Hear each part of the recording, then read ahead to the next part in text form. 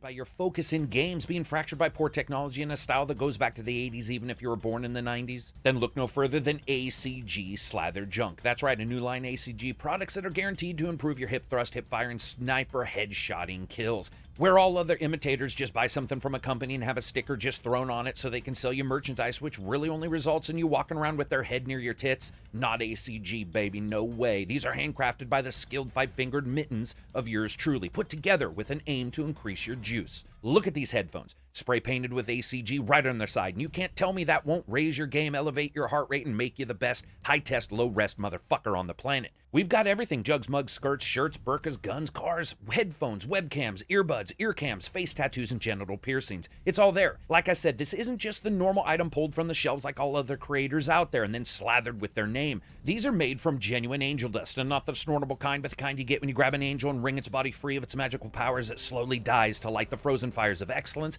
in all our products.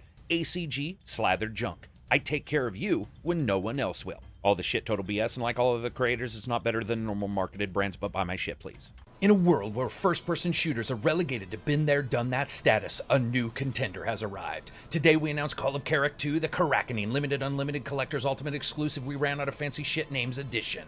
Where other video game editions just give you a couple items, we here at Crack Design Incorporated Productions want to reward you, the gamer. Now we have marketing data that proves that all the other shit you get matters more to you guys than the game. So when you buy for a limited but ultimately unlimited time and purchase the Unlimited Collector's Limited Edition, you get DLC that'd be sold later in a complete package, a gun painted like a giraffe, a gun painted like you would probably paint it, a deck of completely unrelated Norway playing cards, a specially designed Zika-sized mask guaranteed to fit no one, and lastly, get access to the PC version early so you can beta test that bitch for us. But most importantly, for a completely unlimited time to make you feel like you need to rush out and get it, we have an oversized, completely ridiculous statue lit up with Christmas tree lights that we won't tell you how much it costs us to make, but you can bet some kid in China's pounding these out 20 a day while high-fiving a statue of Xi Jinping on his way out every morning.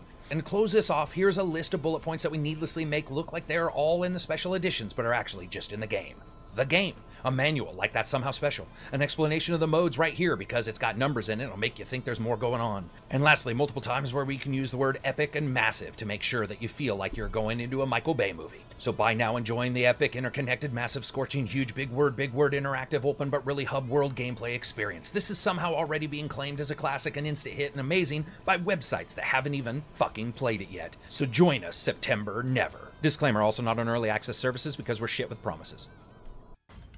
And today, a special thanks to our new sponsor. Have you ever wanted to be a part of nerd culture but didn't have the money to jump into the newest graphics cards, expensive figurines, or YouTubers trying to sell you on 3D printing at home where they get a cut? Well, look no further. A company's found the perfect middle ground for people with just enough money to spend, but not enough to do anything useful with. Karak Crate, where you get a new crate of random Karak items every single month. Each month, a different box arrives at your door. Spatulas, used socks, my slightly bent and beat up cheese grater, or a cat. That's right, for only $14.99 per month, twice a month, you get a small crate sent to your house, just absolutely stock full of useless bullshit. Each pack is created to make sure that you get at least 4 rare items as well as 4 items that you won't have any fucking clue what to do with. Now, just some of the amazing things that you can get in your new Karak Crate: a pair of bloody scissors, used facial scrubber, 1/2 of a well-worn jockstrap, and the last ball of lint that my cat coughed up. Ladies and gentlemen, you won't find a better deal for something to make you feel like you're wasting your cash on crap anywhere else. And these items are nice enough to display proudly around your home as a member of the Karak Crate. Each comes with a stand made of genuine bullshit. The same bullshit anyone is trying to prattle to you like you're a rot-lipped gate mouth whenever they want you to pay for a mystery crate filled with useless shit just like this. So again, try Karak Crate. For just $21.99 per month, 4 times a month, each month, twice a month, you can get an amazing crate filled with stuff that you will have no fucking idea what to do with. Karak Crate, where strange comes to you. Are you sick and tired of being sick and tired? Are you frustrated by your focus in games being fractured by poor technology? Audibly acceptable audiobooks. Right now, you can get over 100,000 million books through the Karak's audio bookstore. New York Times classics like I Married a Werewolf, Teen Bruisers, What Is This Dark Spot, Why Can't I Pull Off My Own Face, and the classic award-winning self-help book, How to Staple Your Mouth Shut by Here is just a small sample of the audio quality that you can expect. He flicked the hair out of his face, the sweat beading off of it, his weight pressed down on her, his lithe form finding comfort in her curves. There was a sensuous quality to her body he couldn't get enough of. He slipped her bra off smoothly and tossed it onto the hard concrete floor. Bill patted the old Corvette with one hand. That's it, baby. Let me know all your secrets. An entire world is waiting for you. Just download them on the go to your Android or that one company that fucking hates headphones, so they remove the port completely. Listen on the go. Pretend you're busy so you don't have to engage with others in society. And that's right, you can do it all from the comfort of your little safety cocoon of sound, you goddamned introverts. It's best if you also don't make eye contact and beat your head like you're cooler than everyone else is. Just $19.99 a month plus taxes and fees and VAT times 2, or our subscription service that's only $19.99 a month plus VATs and fees and service times 2. And allowing our tracking cookies, you can have instant access to all that you desire when it comes to the audio realm. So join Karak's audio and audible, audibly acceptable audiobooks now, for when your eyes are just too fucking lazy to move side to side. And remember, you can't cancel at any time. Karak's audio and audible, audibly acceptable audiobooks. Let's just stop moving as a species, you fatties. Today's podcast is brought to you by Karak's audio and audible, audibly acceptable audiobooks. Right now, you can get over 100,000 million books through the Karak's audio bookstore. New York Times classics like I Married a Werewolf, Teen Bruisers, What Is This Dark Spot, Why Can't I Pull Off My Own Face, and the classic award-winning self-help book, How to Staple Your Mouth Shut by Here is just a small sample of the audio quality that you can expect. He flicked the hair out of his face, the sweat beading off of it, his weight pressed down on her, his lithe form finding comfort in her curves. There was a sensuous quality to her body he couldn't get enough of. He slipped her bra off smoothly and tossed it onto the hard concrete floor. Bill patted the old...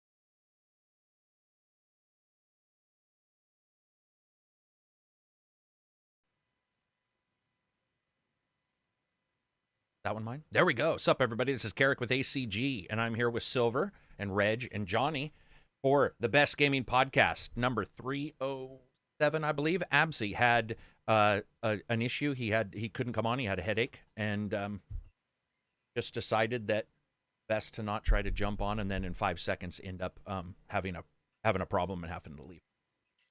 Want to thank these guys for showing up. Want to thank all you guys for showing up. There's been a ton of gaming news too. We actually have a bunch of stuff to cover. We like Death Stranding 2 got leaked by Norman. I don't know if that was on purpose or not.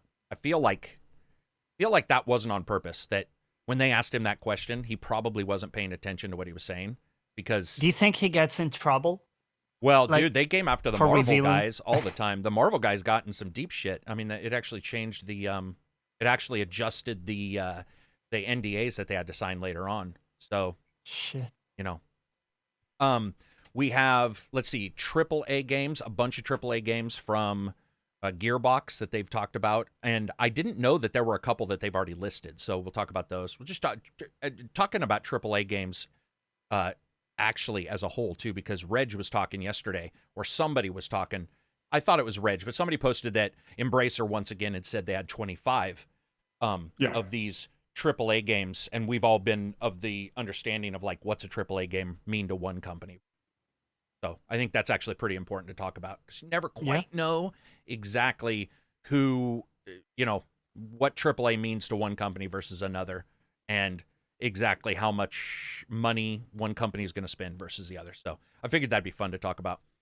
Let's see. Thank you, everybody, for showing up. You guys absolutely rock for being here. It's been an awesome week. You guys should have seen a review from, let's see.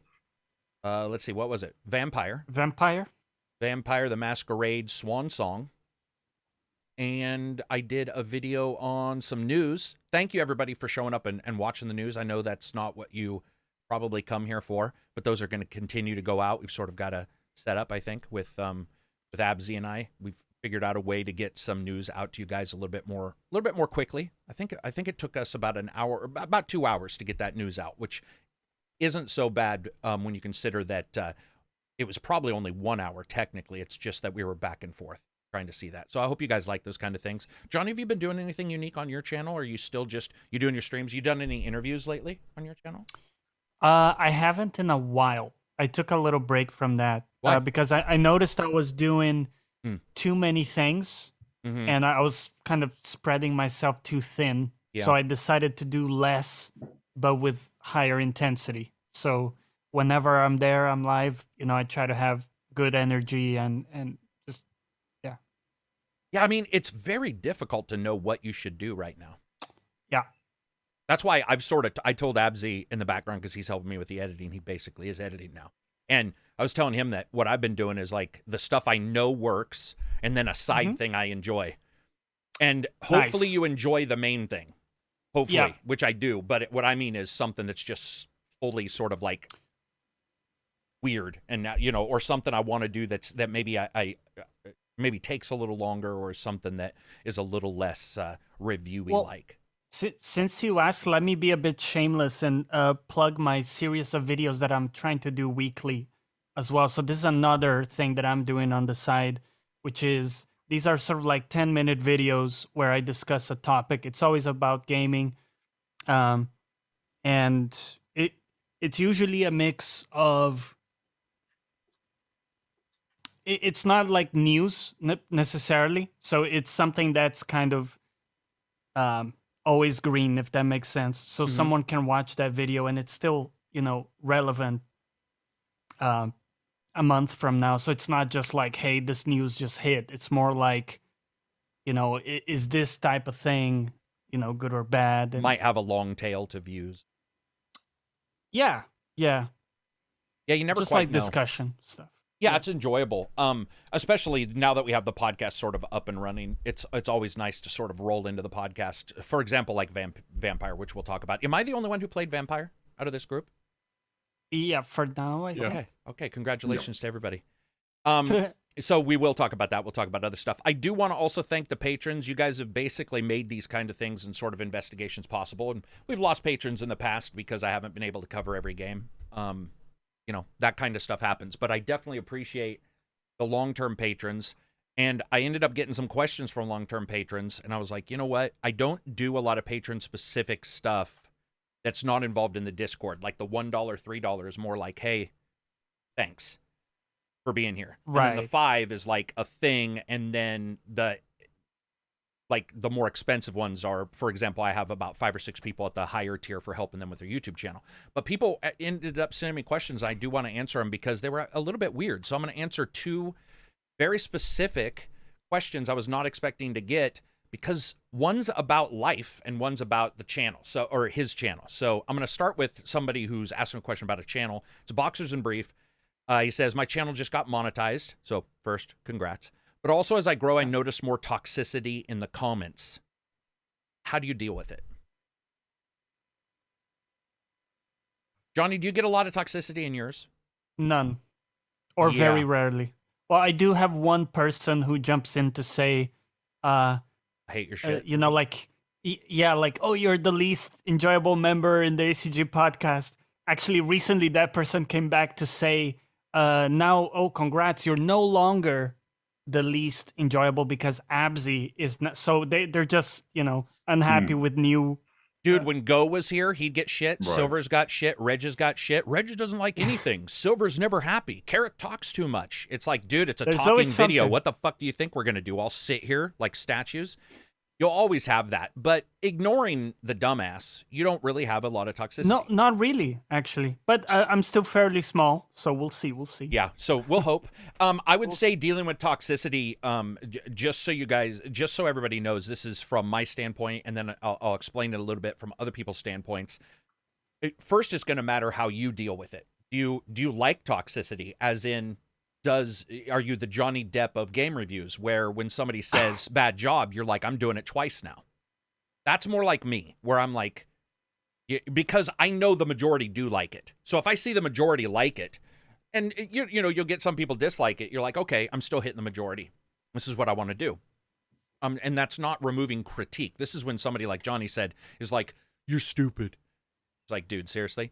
Yeah. I will say that's one way. Then there's another way where it bothers you, and I will tell you right now, there is no easier way to get rid of that than to just remove the person from being able to post on your channel. And you should do that. There is no, that you don't owe a person the ability to post on your video.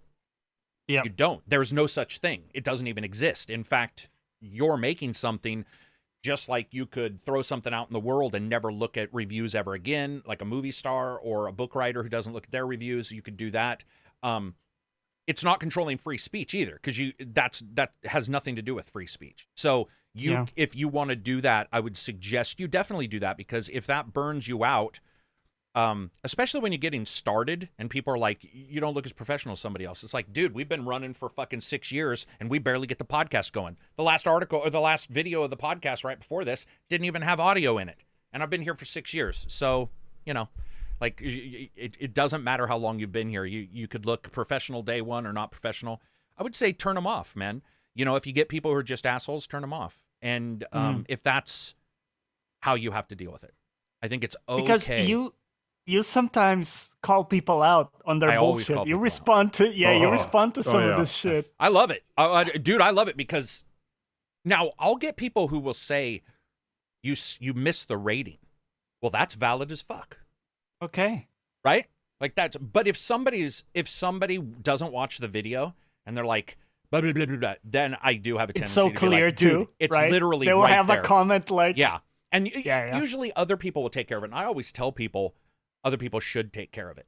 You guys should defend Johnny if you guys were in his chat, let's say. And somebody was being a dick. I would expect any of us to be like, dude, what are you doing? Right? Like, this and makes we no see sense. it in your Discord too. Like when someone is out of line, the room moderates itself. The room definitely does, for the most part, does moderate itself. And it's not perfect, but it is. I do like going after, the low-hanging fruit, but there is some really good critique you'll get too. So you don't want to remove that, but you also want to understand that one person's excellent critique may change your entire channel. And you'll get that on Reddit a lot of times, where somebody on Reddit will be like, I don't like that Karak jokes. He should never joke. And I'm like, well, that's what that's literally why people watch. So if I did change for that one person may like it. And you may have 1,000 people on Reddit say that, which they don't. But I'm saying if you changed, that would be 45,000 people who now aren't watching it, just so those 1,000 people are. But then somebody may say, you weren't clear on this. Well, dude, that's something else. Yeah. Like that makes sense.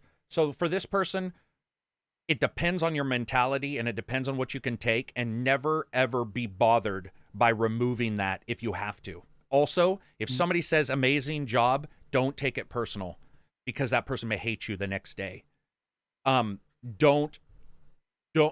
get into the dopamine rush of seeing a video do well and seeing people talk about it and seeing people say you're the best. Chasing likes. Yeah, I'll have people be like, dude, you're the best reviewer. And I'll be like, thank you. I love it. I'm glad you're getting, I usually say something like, I'm glad you're getting content out of the blah, blah, blah. And the reason why I say that is because if that goes away and that person leaves, it's not a personal thing. They're not getting content they're not getting what they need from the, so you should handle it whatever way you can. But I will tell you, man, there's millions of people out there, and it's 1 versus 1,000,000. You can't win. So if they're all hammering on you and you like what you're doing and you're trying your best, then I would say either ignore it, move on, look at some critique, or have somebody look at the critique for you. You have a friend, have them gather the critique for you and give it to you. And I think that is a very valuable, not used as much as I think it's very important for people. Some people need that. It's like you should do that. I think it's super important for you to take care of your mental health, especially now when you're stuck at home. And he says I'm covering video game reviews right now. How do you feel about early access reviews? How do you guys feel about early access video game reviews?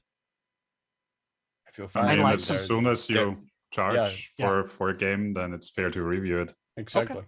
I think it actually may be a bit of a gap in the YouTube ecosystem. Shoot the gap. Yeah, shoot the gap. Like if you're starting a channel, that's not a bad niche to aim for, because a lot of bigger channels, like I know yourself, Karak, sometimes you have to choose, and choosing between like a full release title and something that's in early access, it's a no-brainer, right?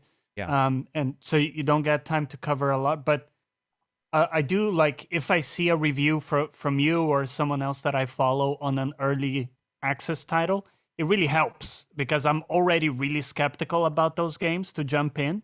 So having a good review on it with good data, is one of the few things that often gets me to actually pick one up these days. Gotcha. Silver, Reg, anything to add? You both said yes, it's fine, but I mean, is there anything to add? Well, the thing with early access is, of course, that the plan of it is that the game changes. Yeah. Mm-hmm. So it's as a user, it's a bit more complicated, because you would have to look at reviews that are closer to when you're looking at the game. Yeah, I think that's fair. Silver, anything to add? No. Okay. Rich summed it up well. I will say thank you for telling me that, because I actually disagreed and said I don't like doing early access reviews, but I've been having this discussion with about 10 people behind the scenes, and hearing what Johnny just said, not that they didn't say the same thing, so apologies to you guys watching who've had this discussion with me, because I know some of you are in the chat. We discussed this very thing, and I put my foot down. I was like, I don't like it because my name's involved, and then later somebody's going to come along and say, you said this was worth it, blah, blah, blah. But they were telling me there's ways to get around that, and you're right. So, yeah, I'll definitely start looking into it more, and I agree with Johnny. If you're starting out, I'm telling you, there's two places to shoot the gap right now, man. DLC reviews are huge. Nobody covers them. Yeah. And I did a couple DLC reviews. They do very well in their demographic. They don't get nearly as much as the main one. That would be stupid. But they get incredibly good views, and a lot of people will track that. Also, Fabi, $2 super chat. Hi, I won Swansong code, but ACG never reached back. Hi. No, you for sure didn't, because I didn't give out the code yet. Next, moving on. So I can refund that super chat, by the way, if that was the person who fakes. There's all these bots faking all the YouTubers and saying like, you won blah blah blah. Check WhatsApp, but it's not even our name. They just steal your JPEG. They pretend they're you. What were we gonna say, Silver? Just I mean, to the point of early access reviews, it's also gotten more complicated because of the rising popularity of the games as a service thing, which sort of puts games in a kind of state of early access, even at launch, where they're like 2 years out of their release, they're likely to be considerably different than they were at release. So a review at release isn't necessarily relevant 2 years on for a game like Ghost Recon Breakpoint, which has changed quite a lot from its release, or For Honor even, or other games that are live service games. Yeah. Fabi, no worries, bud. You don't need to do super chats to say sorry, bro. I'm going to refund both those super chats, man. You don't need to super chat that. You're good to go. To spam, everybody knows it's been going on for years. I apologize. It's just one of those things. We try to remove them as quick as possible. Let's see. Next up. This is from... okay. I can't read that username. That's sort of... I can't read that username. He says, hey, patron since day one. Watched you guys since forever. GB rocks, bring him back. Cool. We should. I should contact him because he's doing quite well, I think, and stuff like that. He may want to talk about other games other than Rockstar stuff, too. So I'll reach out to him and find out. Nice. He says, I have a unique non-gaming question, but you always have been good with advice. My wife and I don't have sex often. Oh, boy. Here we go. What do you do to keep it spicy? I work so much, and when I come home, I want to crash. When I have a spare moment, I'm always fixing something around the home, paying bills, or taking care of the kids or the animals. It is very tough But obviously, you want to make sure that your significant other appreciates you. Yeah, I can tell you that I think this is relevant for all of us with COVID too, because I don't know if you guys have known, but there's been a lot of breakups too. Where people get together and they're stuck in their houses because of COVID, and they drive each other crazy. And they drive each other crazy, and then some have come together and been like, "This is the greatest thing in the world." I will say, I think I can answer this because this is something that I definitely, you deal with. I've been in long-term relationships, short-term ones. I've been in ones where the person lived with me, didn't. Okay, first of all, don't listen to social media. So social media would have you believe that everybody doesn't need to shave or wash themselves or do anything to make themselves presentable. Right now, you have two types. You have the Kim Kardashian Instagrams, which is everybody needs to look a certain way, and here's our glamour pose, which I have no issue with, by the way. I want to say I actually don't. If they want to look that way, that's awesome. That's awesome. Then you have the other group who's like people telling each other how much they fart like it's some kind of surprise. You see a lot of podcasts where it's like, we're going to have two people on the podcast. All they do is talk about pregnancy and farting.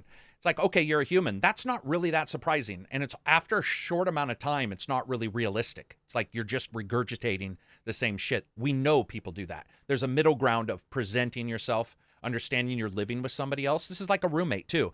If you try to take care of your roommate, if your roommate's having issues, if your roommate doesn't have the money, sometimes you spot them. If your wife or husband doesn't have the money, sometimes you spot them. When it comes to sex, when it comes to attraction, you should wash your fucking self, man. You should occasionally go out. You should occasionally do stuff with them, and don't get caught. And I've got caught where you're looking at the computer and you're doing all work and you realize that a month has passed. That's bad, man. That's bad for everybody involved. Even if it doesn't result in a breakup, it can result in a massive change to your relationship. So I would just say, make sure to remember that the other person is there. Turn off your computer. And what he said something about a lot of times he just wants to rest with them. That's another thing I tell people. Yeah. Sometimes that's a great idea. Rest with them. I don't know. I don't. You can cuddle if you want. You can use that term if you want. But I do find it weird that people. I love watching TV shows, and I will do everything I can, whether I was with a roommate or a wife or a girlfriend, one of the multiple ex-fiancés I've had. Like, let's sit down and watch shows together. If they don't like video games, that's fine. Do they like books? Let's listen to an audiobook together. Let's read the same book at the same time. There's things that you can do. I've had people say, I don't really have a lot in common with my wife. Yeah. And it's like, well, the thing in common is you probably love yourself and they probably love you. So there's probably something you do have in common. There's a reason why you're together, unless it's a mail order bride. So you can usually figure something out. But I would say rest together, relax together. Talk about the shit. If it is tough, like I see people say, I'm so stressed out, I don't want to talk. And I'm like, as long as you're not stressed about them, you should talk to that person, as long as they're open to it. Right. Sometimes they're not. But I do think that right now we're in a weird place. I just saw it recently where like these people are like, man, if she doesn't like me, got 350 pounds, never walks outside, pale as a fucking ghost, and is like, if she doesn't like me, fuck her. And you see a girl be like, I don't shave, I don't wash. If he doesn't love me, it's like, you get, if the thing is, if you put a hook out there with no fucking bait, guess what you're going to catch? Nothing. And sometimes the bait is making sure that you don't smell like a fucking, old dish rag. That's a beautiful analogy. Dude, I'm sorry. I'm sorry, but it's like a lot of people don't put effort in, and that's a thing. Right now you have high effort world and social media and low effort world social media.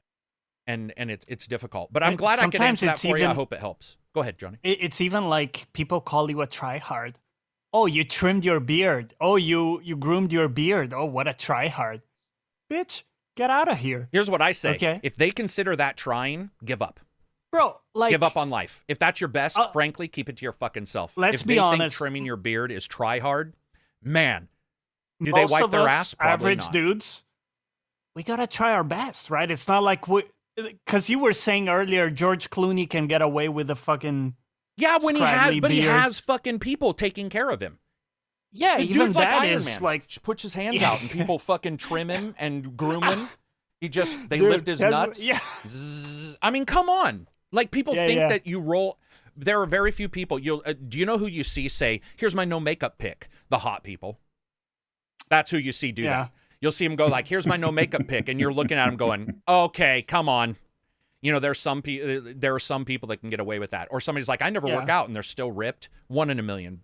1 in a million. You're not The Rock. Yeah, let's be honest. Yeah, The Rock's all natural, as we all know. All Let's move on to games. Definitely. Thank you very much. That's for the patrons. I know some people will be like, oh, man, we're not talking about games. That is correct. We're not right now. Do you know what? That was actually good advice, though. Because people laugh, oh, ACG life advice, but that was actually legit. Dude, I've lived long enough to know what mistakes. I can just tell people to do the exact opposite of what I do. Face23BKNY, $20 super chat. It's crazy how fast a company's perception could go down the drain. Xbox was doing great, then DRM problems, game delays after they announced their showcase Xbox, Civil War, then an ambassador telling people you can't criticize Xbox.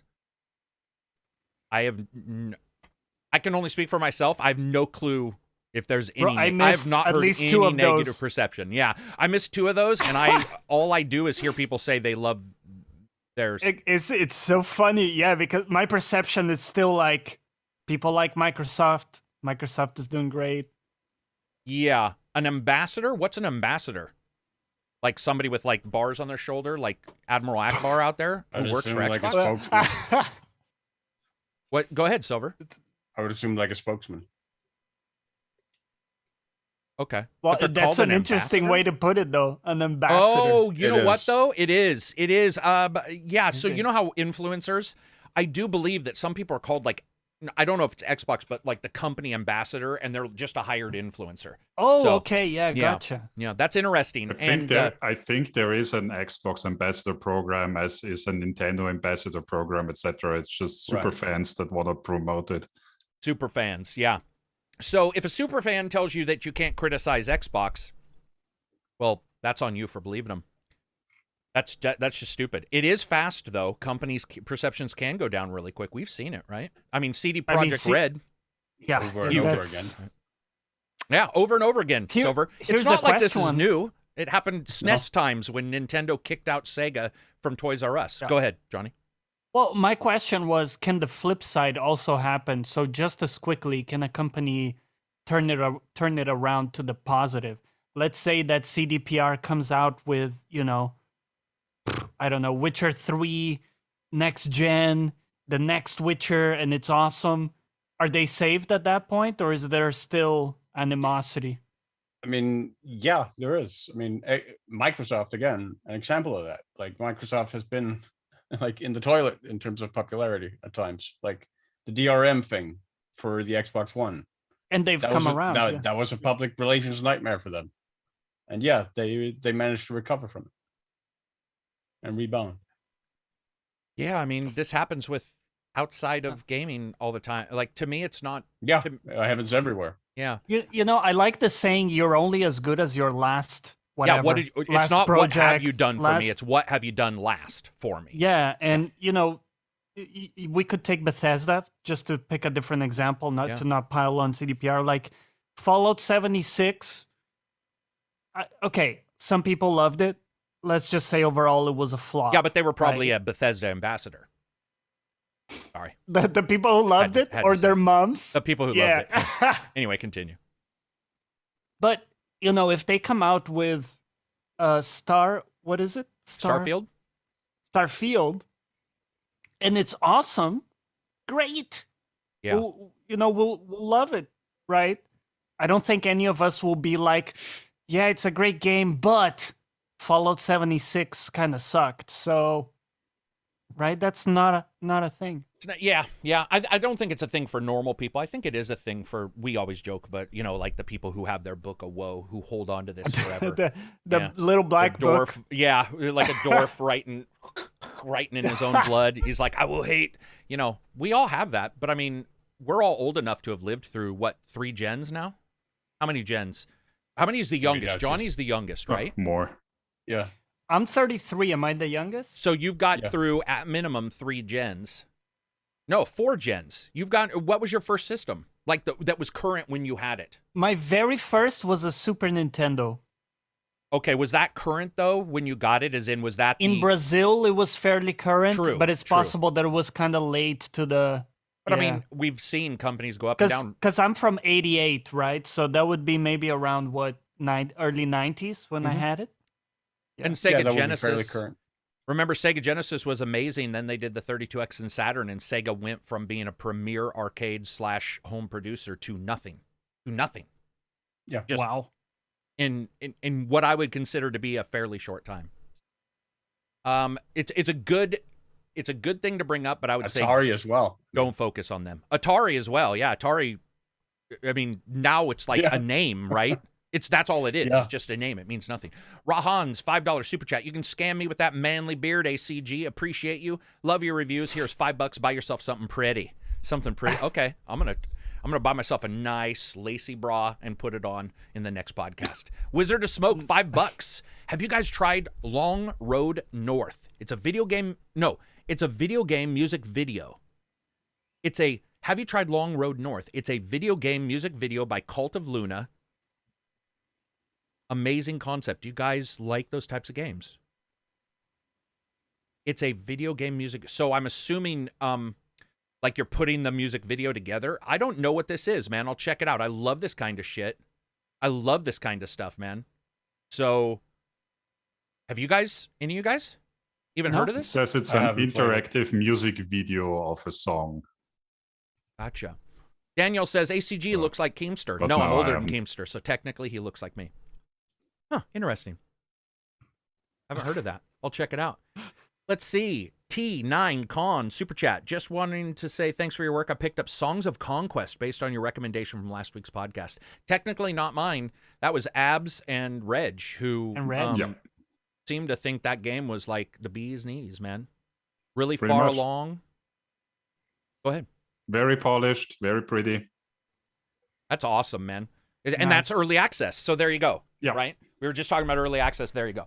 Zuckus07, $5 super chat. Thanks for the super chat, guys. You guys don't realize it distinctly helps the channel. The top 5 intro made me play Black Mesa for the first time. The remake is incredible. I can only imagine what Half-Life was like for the first time in 1998. Well, 1998 looked fucking awesome because it was 1998. It's photorealistic, dude. True that. Absy was grabbing the footage for it, and my brain hadn't seen Half-Life in a while, and so we were like putting the trailer together for this top 5, and I was looking at it going, oh, damn. Yeah, damn. But this Black Mesa, so that people know, I believe, is it fully done, or is it? Yes, they finally like a couple of years ago they finally made, like, it took them 5 or 7 years to make the Sen levels, like the alien. Yeah, world. I heard they were having issues with the alien world. That's what it was.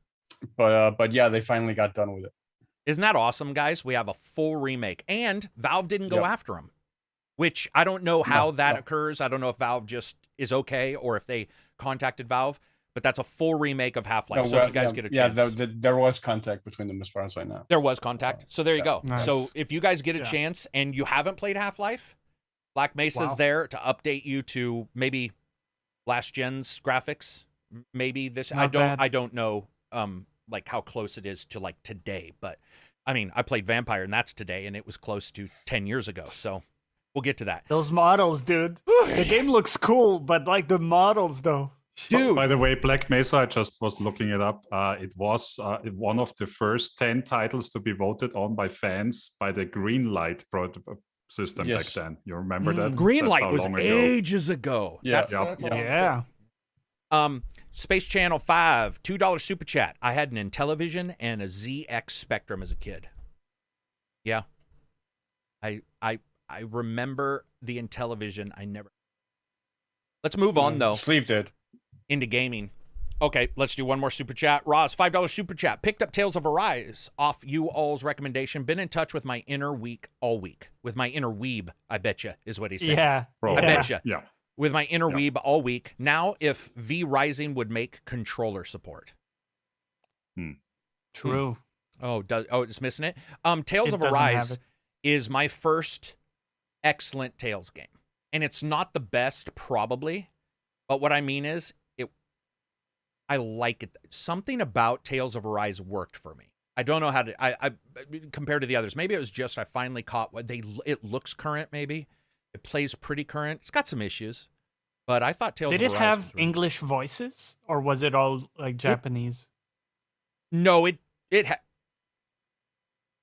Did it? It had English voices. Yeah, it had English voices. Yeah, but I think it was the one where it does the one word sometimes. Because I think some places are full right. voice. Yeah, for sure. Last super chat, and then we'll get going. A joint effort, $5. Have you guys heard of a VR game called War Remains, made by Dan Carlin, which shows you what it was like on the Western Front of World War I? No, Dan Carlin's Hardcore History, right? I'm almost 100% so, yep. Dan Carlin is the podcast, the Hardcore History podcaster. I have not seen that. I'll check it out. I'm big into VR. All right, let's move on. We actually do need to talk about games. So, Johnny. Well, we've been talking about games the entire time, but I mean, we do need to cover the current stuff. Johnny, what game are you playing, or what games have you been playing? So the ongoing stuff hasn't changed, so I won't touch on that. But this week I've been playing V Rising, which is a game that a few people have been talking about on YouTube. Early access. Think like Lost Ark meets Valheim. So it's the gameplay of Lost Ark, kind of, but the building style of Valheim. And you're a vampire. So there you go. That's kind of the setup of the game. You can build castles. And it's great. I've been really actually addicted to it. So yeah, I wanted to talk about it today. We don't have to jump into it now. But it's definitely something I wanted to chat about. Reg, same game, right? No, not really. Oh, I've barely played anything after injuring my back last weekend. But what I did play was Siberia, The World Before, the new adventure game.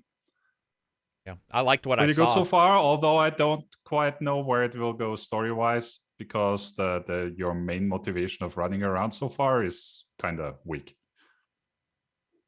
Yeah, so I watched you stream. You were about an hour in. I watched you stream, and I'm pretty sure in that hour, there was no story move forward moment. It was like, hey, I got a picture of a person. You know who this is? I'm currently just walking around the town, asking people, talking to them, because someone else told me I look like a person in a picture. Yeah.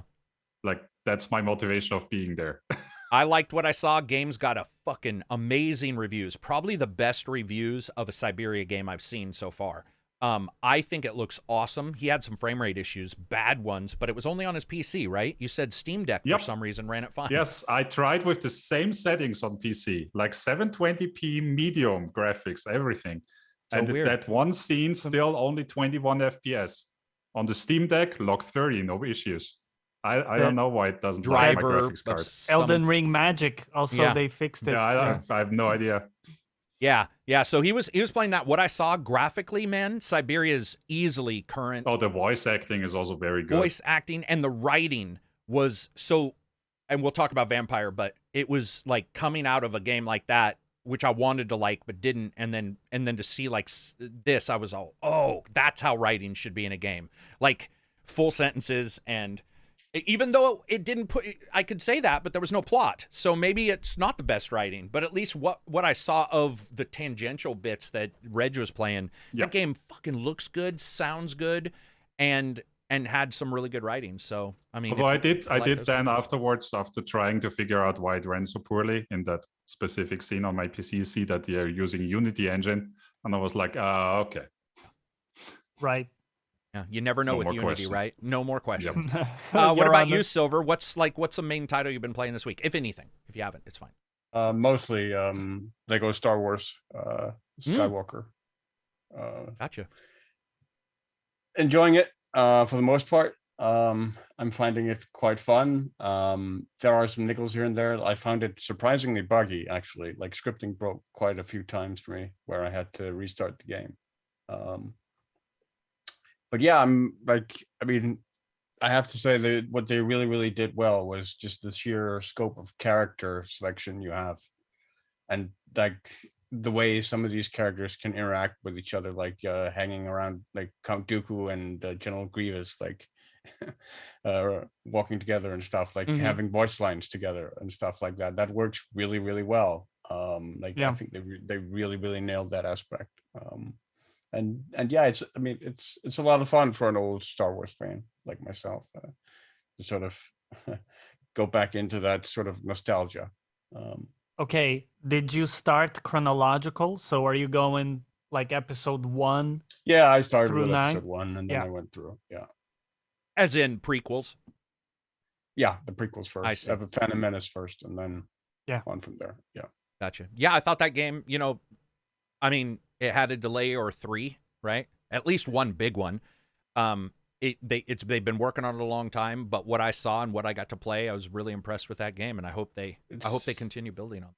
It's also, I mean, it's for the most part, I think the humor is pretty good. Like it's consistently funny, but it does struggle a lot with the more sort of serious Star Wars stuff, like the scene with Anakin's mother and stuff.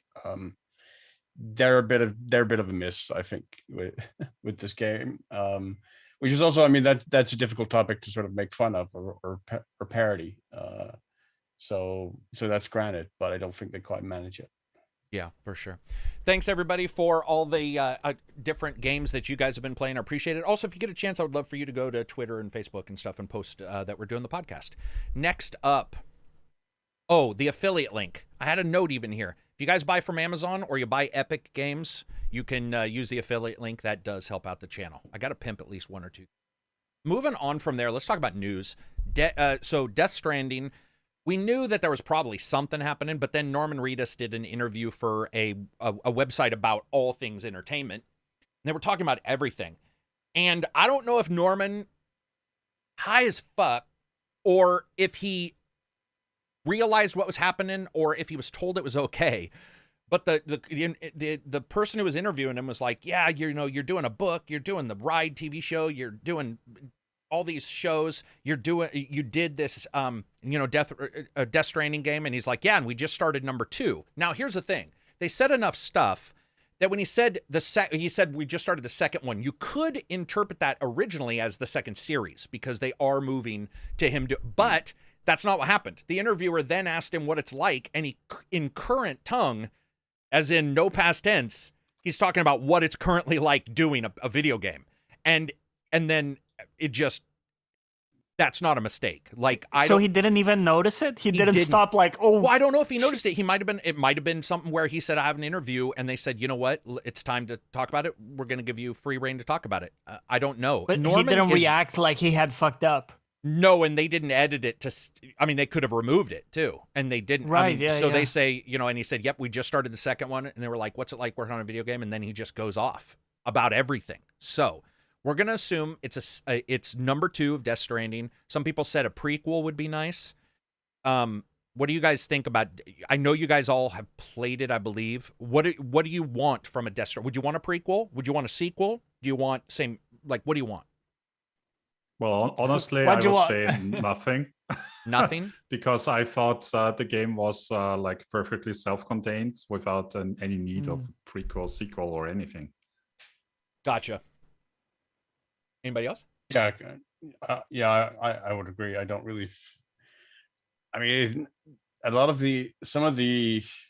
most of the lore appeal of the original Death Stranding was the mystery of it, of sort of unveiling the background of the apocalypse, of Sam Bridges' background, his personal history, all those things, and those mysteries have all been solved. So I sort of struggle to think what would be potentially interesting mysteries for a sequel to introduce. And I don't know that the game would work anywhere nearly as well without that sort of element of mystery to it that was in the original.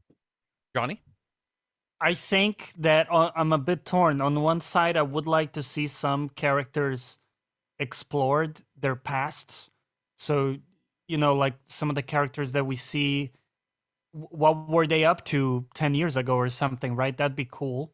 But we know that the state of the world was way different back then.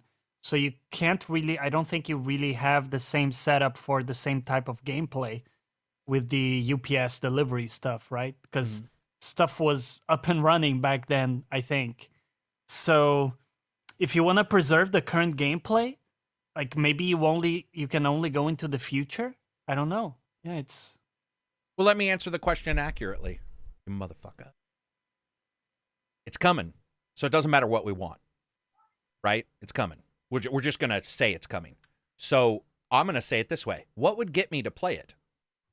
Right? What would get me to be more interested in this? Or what would get you guys to return to it, even though you didn't wake up saying it's needed to be done. I would say a prequel would be cool, because I know that some things were wrapped up, but it is a Kojima game, which is a lot like a J.J. Abrams kind of thing, where he has no clue what he's doing 90% of the time. Right. And right now, that's a big thing. Right now, people, I think, are okay with open-ended everything.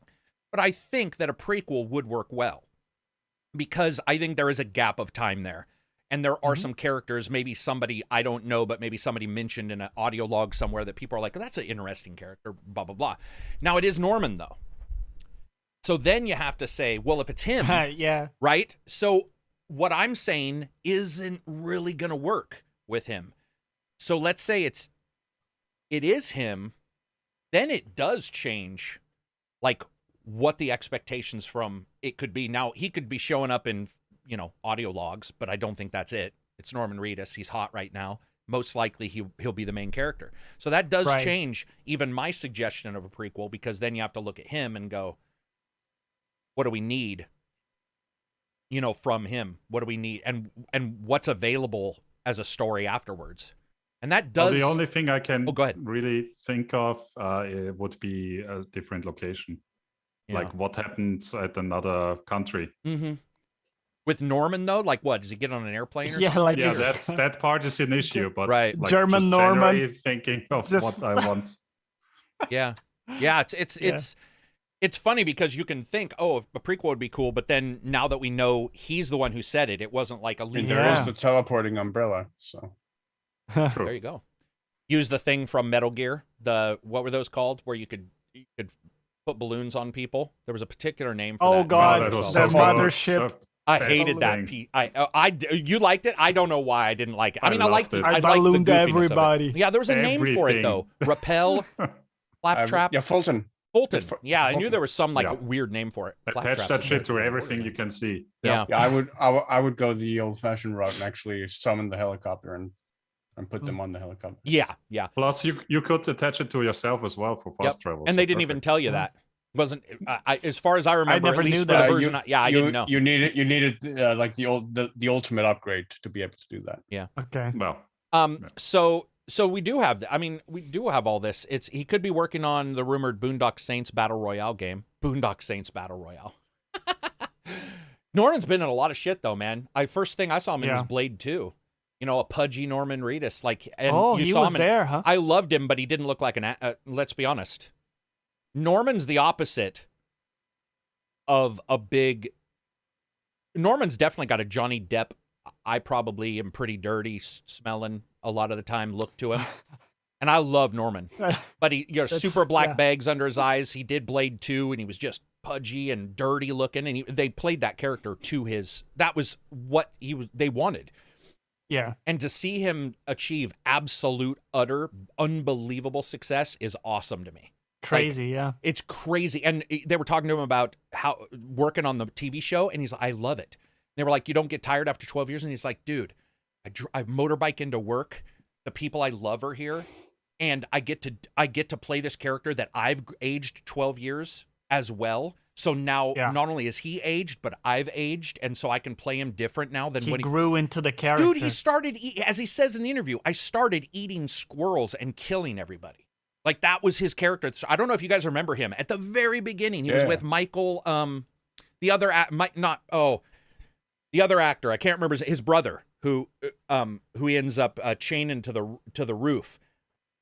Who cuts his own hand off. Yeah, it's just so cool to see him grow, and it's cool to see him do video games. So I'm excited for. I'm not excited for Death Stranding 2, but I am excited. I'm excited to be excited, if that makes sense. Let me ask you this. Is there something about the gameplay that you could put your finger on? Like, if they changed that Michael one Rooker, thing? thank you, Blade. If they changed one thing, would I want to play it? Like, it would cause you to be more interested? Or significantly more interested? No. So it wasn't just one thing, right? It was just overall... Yeah, it was just overall not my thing. It was not... I tease it all the time, but it's like, I'm not an idiot. Like, I can tease it and say I hate it and say it's a bad game. Yeah, we can talk about pop music. Everybody knows I'm joking when I say like it's a bad game. It's obviously when I see that many people like it, I'm like, okay, that didn't hit me, and I'm okay with that. I'll tease it to no end because I still don't understand why people like it, but I do get it. And but no, nothing did. If something pops up though, maybe a little less out there. I know that sounds weird, but remember when they were like, you can pee in the water that the baby's in, you know, and all this stuff, and they were sort of playing the screwiness. You can pee where other people online peed, and that grows mushrooms and stuff like that. So to me, I would rather see them less. You can also pee to scare away the less screwy, if that makes sense. Less screwy and more like, here's something tangible that I can. Because I'm not really into the mystery box Kojima. Metal Gear was fine, but the more any game goes out of its way, it's got to pull me back at some point. So we'll have to see. Let's see. I'm okay with the Saints Row art style. Oh, people are talking about Saints Row. Yeah, we'll get to that. Yeah, we'll get to that in a second, actually. Saints Row.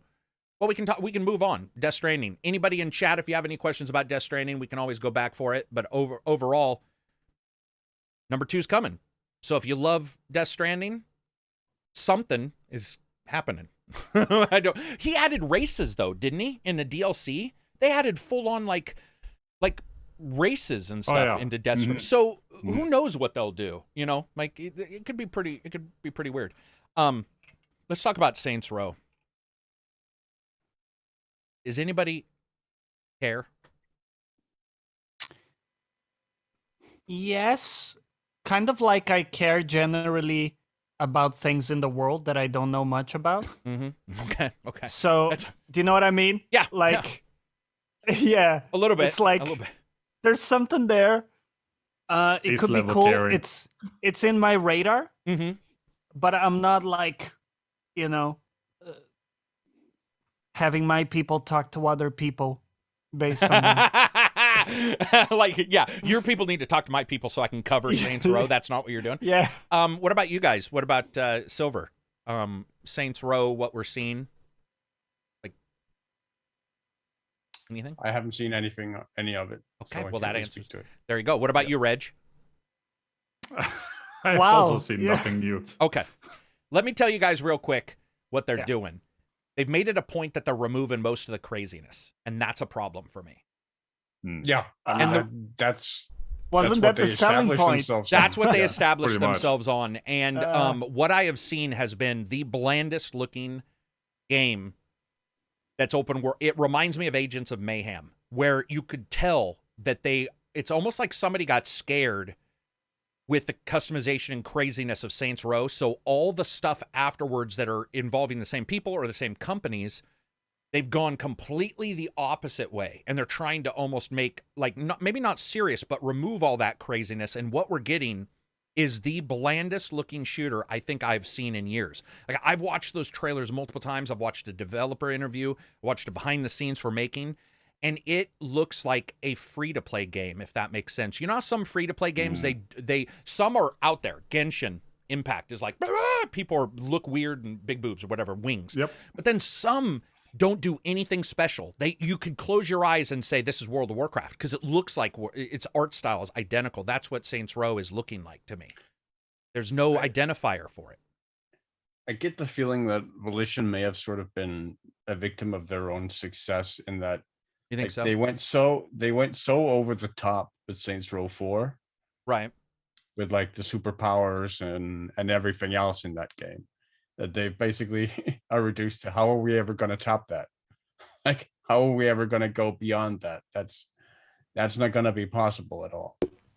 I think maybe there's an element of that. I don't know. No, I mean, I thought Saints Row 1 was jokey, but obviously way pulled back from 2, 3, 4, 5, Go to Hell, all those games, right? I wouldn't mind more of a 1 where they had Michael Rooker and they had all those, not Michael Rooker, Michael Rappaport and all those guys doing it. Right. But it doesn't look like that. It looks like generic, and everything's like, even their trailer just showed different versions of the same characters, like customization. But it was literally, it was like that free-to-play customization where you get a green shirt or a black one, and you notice that the model doesn't even glitch because all it is a palette, like a complete 100% palette swap. It's like, boom, boom. It's almost like you're in Photoshop and you just hit fill black, fill red, fill purple, and you're just filling that spot with color. And that's what it's looked like to me. It just, I don't know, man. I don't know. It's sad because I love Saints Row, and I do think that they could do some stuff, but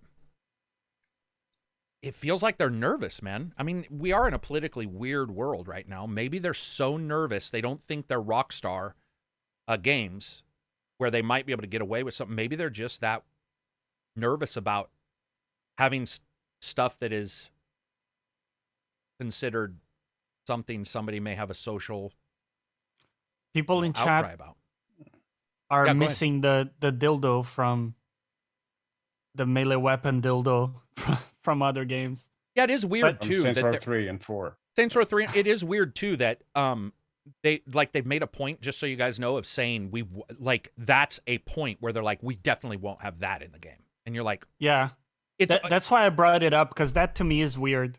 It is the fact that stands out as, because nowadays it's polarizing, it's difficult, right? But this, I mean, sexuality isn't one of those things that's actually difficult, because everybody's pretty progressive nowadays with that sort of stuff, on whatever side of the political sphere you may spectrum you are. But yeah, it's interesting. It's sad, man. It's sad because it feels like, it would be like Duke Nukem not cussing, not showing the one-liners, and them pointing out that that's why it's going to be good. It's almost a little bit like saying, if you liked our old stuff, we don't want you. I don't want to say it that way because that is opening up a whole can of worms, but it feels like it's like, oh, we're better than that, or that was cool back then, but it's like there's still 14-year-olds who do think that's cool. You know what I mean? Like, it's almost like when you get older, you can't think what it was like to be younger. So you're like, we're all mature. It's like, no, we're not. No, we're not. Some people are going to love a dildo bat.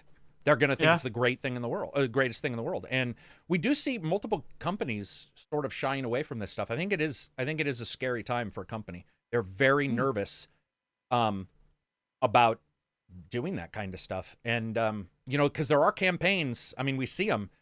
We see campaigns for the crate. We've seen campaigns. Remember, the one company didn't do Chinese translations for one of their Steam games. And, they got, because Steam, let's be honest, Steam's review system is completely broken, untrustworthy, should never be used, is still up and running. I firmly believe that. I absolutely think that's broken and in no way, shape, or form accurate. And currently, the ability for somebody to review bomb that and put campaigns out for that just goes to show how easy it is to manipulate those. There's no restriction, right? You could play 400 hours of a game and give it a terrible score. Yeah. Yeah, we're in a weird spot for a Saints Row game. I think GTA, those guys just get lucky. They're too big, right? Yeah. Or not too big, but because they get hit with the crunch, don't they? Doesn't Rockstar get hit with crunch reports a lot of times where people are like, working there has got a lot of crunch? I mean, there was tons of crunch on Red Dead too. Yeah. Johnny, I'm sorry. I think I was interrupting you. Oh, no, don't worry. A bit of a tangent, but since you mentioned that thing with the Steam reviews, it's funny because I've heard from a lot of people that they use that as their primary review system. So when they're looking for a score or how good a game is or if it's worth picking up, I actually know a couple people who specifically look at Steam reviews versus even full-on video reviews and stuff. I know people who believe the world's flat, though. But you're right. There's no restriction or there's nothing that... No. But, I mean, I also use Steam reviews a lot to, look at games, but I don't look at the score. I look at what people write. Right, that's the context of it. You know what you need to do, Reg, for me? I'll pay you. Figure out a way to use the API to make a word cloud of the reviews. You know what I mean? Those word clouds. So if you see tech issues pop up as the main one, do you get what I'm saying? So if it says, if you hit the button and the word cloud says no Chinese translation, then a person could look and be like, okay, no, because I do word clouds for my own reviews. I'll do the review and then I'll grab the Google Translate and I'll go, did I repeat myself? Did I, what's the main thing? You can do it with your comments as well. So if the comments come up and you see one comment coming up, like you forgot the rating, as I've done in the past, I'll be like, whoa, I need to, that's some info. With Steam reviews, I would love a word cloud. It would be so useful to just hit a button and go, And But you, sometimes you scroll down and you look at the negative reviews, and everyone has, like, say, for example, GPU problems with the game. Yeah. Yep. You're like, okay, well, that's or a the legit word problem.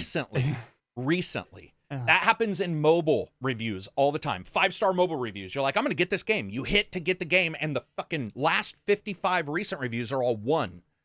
And there'll be like money, microtransactions were added, whatever. If you did a word cloud, you might be able to see those. Do a word cloud for relevance. That's not a right. Is that a right word? Relevance? Relevance. Thank you. Yeah, probably. I switched my consonants. Do one for that. Do one for time. Have the ability to see those. I think, and we're going to talk about Metacritic because I don't know if you guys saw that link I posted, and we'll just drive directly into this. So we were covering Saints Row, then we were talking about reviews and Steam. Let's talk about Metacritic. Good. So, by the way, I was just Googling for your suggestion, and it's a user script that exists. Nice. Whoa, can you pop that? Can you DM that to me, please? Yeah. That's fucking fantastic. I'll cover that in the next podcast. That's fantastic. That's awesome. That's the most amazing thing. Okay. We should make an app out of that, Reg. We'll make a mobile app. Dude, I'm telling you, I'll pay you guys. So here's something I wanted to talk about, and I want to see what everybody thinks about this. But basically, Saber's CEO was doing an interview and basically said the days of Metacritic determining how well a game sells are long gone. 2 things to this. 1, I didn't know Metacritic really impacted sales. What I mean by that is I know they impacted bonuses for companies, but I wasn't aware that how much, and I don't know if there's even a real way to correlate, because I've seen some shit games do amazingly well sales-wise for years.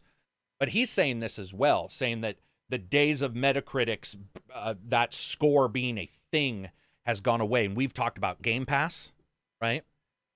PlayStation's now going to have demos and streaming. Steam reviews are there. And then you have all these other different ways of getting games, marketplaces and all this. Would you guys agree? Did you guys ever think Metacritic made did you guys ever think a low Metacritic score actually made a huge impact in sales? I guess I didn't. Okay. Yeah, I mean, well, huge. I thought it made it's not a some great impact, but I thought certainly that the conventional wisdom in the industry was that there was a significant effect, some type of correlation from and that this was a large sort of conventional wisdom within the industry, held among sort of mainstream corporate boards or whatever, which is sort of the principle behind why they tied it to bonuses. Yeah, for sure. What were you going to say, Reg? I don't know personally, but I don't think it did, because you also had very high ranked games, high rated games that did not do well. Yeah. So I think it was more like word of mouth, maybe advertisements that had a much bigger impact than any like average scores. Yeah, but then you can make the argument whether your word of mouth and so forth are in part fueled by the Metacritic as well. But wouldn't word of mouth also have pushed the good games that didn't sell well? Yes. Not necessarily. You think agreed. So you think a bad user score might impact sales more than a good user score on Metacritic? Not user score, I'm sorry, Metacritic score. Okay, so you're thinking that it's possible especially because, I mean, it's also a huge part of game branding, or it's been that way. It has. Like you look at the Steam store Accolade page trailers and it's right there a lot of the time. Yeah. Like how movies will market themselves on their IMDb rating. Right. Similar to that. Right. And maybe because it's been a huge part of that. And maybe because a bad rating is just stopping you from buying, where a good rating not only needs to be good, but also force you to spend money. There's probably less of a chance for those 2 steps to occur for you to buy a game versus the 1 step of seeing a horrible score and being like, I'm not going to get it. I think it is less that, this game is a 10 on Metacritic, I'm going to go buy it, than it is, this game is 60 on Metacritic. I'm not even you know what? That's a valid point, because there is 2 steps to the pot. Go ahead, Reg. No, I'm just wondering what percentage of purchasers even look at review scores at all. I don't think it's a high percentage. Yeah. It depends on what you mean by review scores. Well, Metacritic. Just Metacritic. Yeah. But I mean, if you're talking, if they actually go to Metacritic to look up the game, I agree.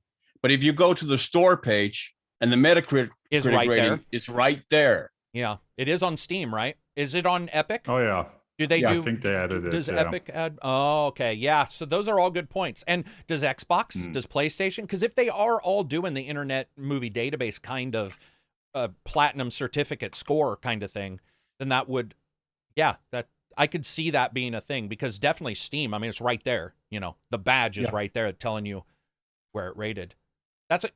Yeah, I totally forgot that Steam includes it directly. So did I. As well. But I still do believe that it is possible that a good rating has a harder time because of the money. Like one's easy. It's bad. I'm not buying it. There is no negative. I completely agree. Yeah. So, but Steam allows a return. So maybe that's what he's saying too, is that maybe he was just talking about Metacritic, but when then you look at returns now are more viable on Steam. So maybe. I think it's also just that alternative media has just become so prevalent today, from like YouTubers to everything else, that Metacritic is less of a factor than it's ever been. Much like mainstream media in general is less of a factor than it has been traditionally. And you know why that makes sense, dude? I was looking at a video. It's very easy to become so we have like 500 to 1,000 people watching a podcast, and it's easy to think 500, 1,000. But then you realize if you put 1,000 people in a fucking a large room, you'd be impressed. You'd be like, dude, that's 1,000 people. But I have reviews that have hit 1 million. So the idea that 1 million people saw that versus 1 million people going to Metacritic. So yes, I can see where YouTube and those kind of reviewers, then they matter more, because that's a massive number of people who are checking out that thing. And I think that's also why companies like streamers more, because streamers don't give reviews. And I'm talking to huge streamers right now on Twitch behind the scenes about what they do, how they deal with it, how I deal with stuff. They're top streamers.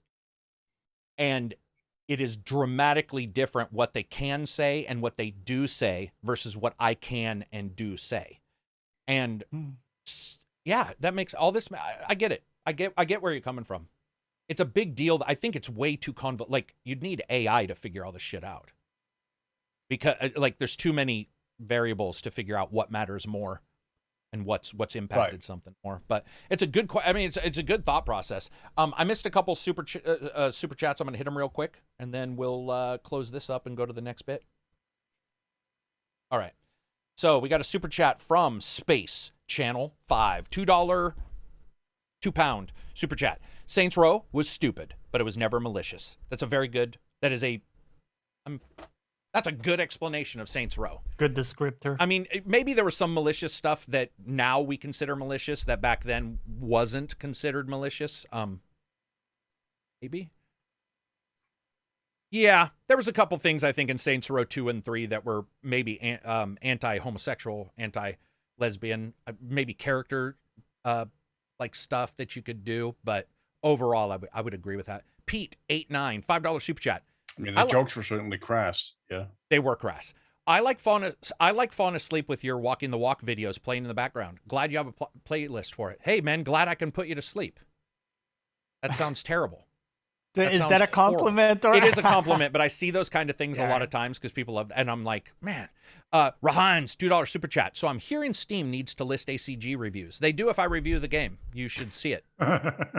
They do. What are you laughing about, punk? Do you not think I'm worthy of Steam? You'll have just above Metacritic. Dude, I never look at those. Oh yeah, true. On Steam. Yeah. Never ever. Yeah. No, I get that. I get that as Reg is just whatever. IGN for sure. All right, what else do we got here? We had a ton of news. What was the other big news? Let's talk about AAAs. Gearbox has 7 to 8 AAAs. Embracer has 25 AAAs. Mm-hmm. Gearbox listed more than 25, so 25 and a half or something. 25 and a half AAAs. And we don't know what their money amount is for their AAAs, which I think is a viable thing just to like mention. So we're looking at this though. 20, let's say, so that's a total, let's say 30. What do you guys think? 15 coming in 2023? Or do you think we're going to see some of these in 2022? Weren't they super spaced out and it's like 25 till 26? I thought it's 27. I thought I saw 27 in there. Yeah. Yeah. Exactly. We know Embracers said 27 for sure. Embracers dropped the, dude, I could be dead. That's many years from now. Like 27, just 5 years. That's almost as long as I've been doing YouTube. So it's like the entire world, everything could change, man. We could be speaking Russian. So if you look at like 25 or 30 AAAs spread out for 4 years, you could get one every 3 months. I think I'm doing my math right. About one every 3 months if they were released perfectly, right? Which they won't. That's not bad for just two companies. Well, I say just two companies, but Gearbox bought everybody, and so did Embracer. Gearbox bought like a ton of companies. And another thing on that is that Embracer was talking about Tomb Raider. They're very excited to do projects for Tomb Raider, including remakes and stuff like that. And I found it interesting that they're talking about remakes because I mean the recent games, their remakes aren't good. I guess they're like reboots, right? In some way. Yeah, they are kind of more reboots than. I mean, they ain't. Man, guys, those remakes are so old that the games don't have any quality of life to them. Improvements, you know? Like, oh man, I don't know. I want to. I don't know about you. Go ahead, Silver. I mean, the Crystal Dynamic trilogy I thought was very good. What was that? Tomb Raider, Rise of the Tomb Raider, and Shadow. Rise and Shadow. The recent ones. Oh yeah, no, those were good. I'm talking about taking the old games and remaking them without quality of life, which is what we have got from Embracer. Right. I mean, we did get. I mean, when Crystal Dynamics first rebooted Tomb Raider with Tomb Raider Legend. Oh. And then Tomb Raider Underworld, and then they actually remade the original Tomb Raider as Tomb Raider Anniversary. So it was a remake of the very original Tomb Raider game. I thought that was pretty good.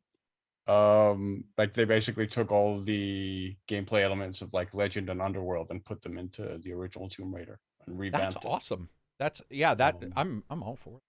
I just, dude, did you do Destroy All Humans? The remake? Like no, but yeah, I mean, I don't think it's a secret that remakes are not always of a high quality. Yeah. I mean, we saw the Assassin's Creed one, so even a huge company. Yeah. You know, which I didn't mind those because they were packaged. I think the one I did with the Ezio trilogy, where the price, it was like you're getting a slight. Some things are improved, some things are worse. Weirdly enough. Yeah. Remember, like Batman, the demaster for Batman. Which one was that? The next gen demasters or whatever. I do think. I mean, it is quite funny though to me that if they do it again, like this will be like, I don't know, the fourth reboot of Tomb Raider now. If they reboot it again after this trilogy, that's true. As long as they keep Camilla Luddington as the voice actress, I'm all in. She's very good. Dude, she's not only very good. I rarely have true celebrity crushes, but holy shit, I absolutely adore her. And when she took over Tomb Raider, I didn't know how it would turn out. I actually think it works. In my brain, she looks like the character. She sounds she's the best Lara we've had. That's what I feel. I really think that voice actors lots matters, of personality, and you get that. And she even said when she was doing the voice acting, she thought it sounded a little like torture porn because they were like, you have to record yourself and she's like, oh. But as she learned the character, those were like the first record. As she learned the character, she's invested in it. Even though, let's be honest, I don't think she would ever touch a game. I have never heard her say, I'm a gamer. And I think that's awesome too when you get a new person into like Norman Reedus, for example, who's not into games and then is embracing them and going like, holy shit, this is a whole new thing we can do. Like an interactive thing that no one's ever thought of. I just can't wait till we get a Norman Reedus, Camilla Luddington FMV fucking detective game. Like Contradiction 2 starring those two people. Like that's when That's when we'll be hitting it off. So what are some AAA, like, what do you guys want to see from? Would you want to see a Destroy All Humans 3 that was like now, like just completely an original now? Is that a AAA to you guys?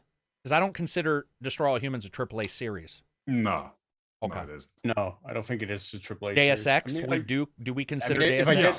did- Yeah, Deus Ex is definitely AAA. I mean, I would actually like to see a Destroy All Humans, but I think what you would have to do is make it cel shaded. I think that would help a whole lot. For like an animated sort of cartoon style to it. Yeah. And then go heavily into the Mars Attacks vibes. Yeah, that would be cool that would be cool if they took more of the Mars, even the look and the vibe of that. Yeah, that would be. Yeah, like almost Burden-esque kind of. Yeah. Looking through here, I just want to pop off some of the people who've been here. Rahaz has been here forever. Grape Ape is in here. Keynote Dude has been here since the start. Krelt, I haven't seen in chat in a while, man. You've been ignoring us, bro. Yeah, Whatever. sadly. Yeah, I don't know what his deal is. Whatever, he doesn't like us. It's fine. It happens. Let's see. We got Siri T, Francisco, Mad Clown, Dylan J. We always have Danowin, always in here. Case PB. Absy was in here, but I think he's gone. Space Channel 5 has been here since the start. SBZ. Just reading some various names here. If I miss you, doesn't mean I don't love you. I don't. But Sterling W. Cold Dog number 7. All right. Dylan B. I'm the Devil K. Robert Dresser. That's a terrible name. I hope that's not your real name. Robert Dresser. That's like something about that sounds really, that's a really generic name. It's not your real name, is it? If it is, change it to something cool. I'm just joking, people. They're going to take it serious. Just imagine playing StarCraft 2 and having a commander, but the units on the field are real people playing. We've had that. Guys, haven't we had a game where one person was like the dungeon master who controlled the armies, told them where to go, and then the players were... Yeah, we had plenty of those. We do. Is PlanetScape 2? Did PlanetScape 2 do that? PlanetSide. Yes. PlanetSide 2? PlanetSide sort of did. Yeah, I mean, it did have sort of commanders who could direct the battle, and then you had the individuals players playing. You also had like the natural selection mod. Right. True. Between like aliens and like sort of colonial marines, where you had one player who was sort of the general for either side, who then built structures and organized stuff. That also had a second game for each faction. Correct. Here's that came out. It started as a mod, and then it was made into a full game. For itself. I want to point this out. Thank you to somebody who just finally said the name of the game that I have. Every time this comes up, I always ask, and no one can remember. Savage is the game I've talked about. Savage. Tobias. Savage allowed you to be the RTS commander and jump down and chop wood and do all the RTS stuff. And it was like, to me, that was mind blowing. It was as mind blowing as getting out of the car in a GTA game for the first time. And thank you very much, because I had forgotten. Yeah, there was also like Soldiers, Heroes of World War II was a sort of smaller scale one, where you were sort of directing troops isometrically, and then you could go down and take direct control over like individual troops and like aim their guns or like drive the tanks and whatnot. And that's what eventually became, I think, Men of Valor, the Men of Valor series. There's a lot of cool games that allow it. I would love to see those switches. I mean, of course, Arma 3 with Zeus. That's what it was. That's what I was thinking. But that was that was their add-on, right? The Zeus, like was a DLC. It might have been free, but Zeus, allowed for that. Yeah. I just personally think that kind of stuff is what we are missing. So like a Savage kind of game. I love the idea of a person or people being able to switch and move that zoomed out view all the way, you know, like World of Warcraft used to, or not World of Warcraft, but those RTSs, StarCraft, where you scroll in, but you couldn't get all the way in. But the idea of in the future, what if somebody said, here's StarCraft, you're playing at RTS, but then somebody just zooms in their camera a little more, and now they're on the ground with their, and maybe that guy becomes a leader of that area, you know, They get some bonuses as AI, but you're also able to fight. Like that's next level for me. That's awesome. Agreed. I mean, there have also been like a couple of World War I games. Like I think Verdun also had like a commander role for players where they could like direct artillery and gas strikes and stuff like that. Any other AAAs? Other players could then call in. Tales of Borderlands is coming from the Borderlands guys. I don't know if that's considered AAA, but it is coming. Gearbox has a good number. Anybody in chat, if you have any Gearbox stuff. Homeworld 3 is one of them. Homeworld 3. Is that a AAA Homeworld, right? We would consider I think so. Maybe not Deserts of Karak, even though it had my name. I don't think that one had the same, it wasn't Homeworld. It was Homeworld because you were stuck on the ground. So well, 3 is like the original Homeworld. Yeah, and 3 is the original. I think that'll be awesome. So yeah, so you've got 3D in space. So you got Homeworld, you got Deus Ex. I personally believe it's time to go find Warren Spector, wherever he is. Isn't he the original for Deus Ex, right, Silver? Yeah, he is. It would be awesome if they were like, listen, we're going to give you the budget. From old Iron Storm. Let's do this. Let's do Deus Ex like the first one, but like the technology of today. I would fucking kill for. Do they own Ken Levine's? Ken Levine is independent. Okay, so yeah, he's independent. Who else does Gearbox own? They bought a couple companies. Embracer. Ken Levine's was Irrational. I actually know who dissolved that. It's dissolved. Oh, it's completely dissolved now? Okay. Yeah, it's completely dissolved. And I think it's like, lately I've been following some of the stuff he's been doing. It's all been like GDC talks and, so I haven't really seen much.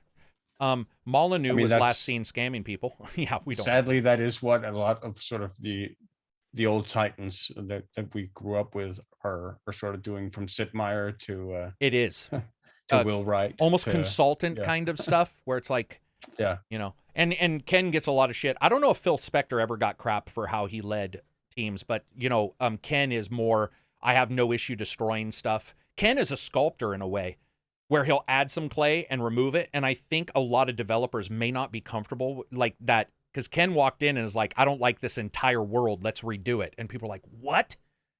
But to me, that's sort of why those games, whether we like it or not, that's why those games are considered. I would actually be really curious to know, Sid Meier, how much he is actually involved with Firaxis these days. I don't know. That's true. And Civilization. But we do have these AAA games coming from them. So you guys, whenever we hear about like AAA games, whether, ignoring platform for a second, because I don't even want to get into this platform thing. We have a ton of good big games coming. Go ahead. When did we get Civilization 6? That's over 3 years ago, right? Right. I think Civilization 6 has been sitting on DLCs. When will Civilization 7 come around? And what will it do? Will it just be like, what exactly will they do? I want another. What's the other Civilization that I always saw? It was, you could go. They made the new one. You could go into you could actually go into space in this one. A rival one. It wasn't by Alpha Centauri was the sort of. No, it wasn't the same company. It was that was so good. Not Rise. Is it Rise of Empires? There was a game that you could start low. That also was a game. Yeah. Yeah, I think that's not what I'm thinking. I think that's not the term. There was an RTS where you started just like Civ. You could do all that stuff, and then you could, not Galactic Civ, which is a good game. Come on, guys, help me in chat. You guys, come on. It's like Civilization, but you could progress to full-on space technology. Yeah. Rise of Nations, Beyond Earth. I think it's Beyond Earth. You know what? It doesn't matter. There's 5 games people have already dropped. So one of those. We'll just say.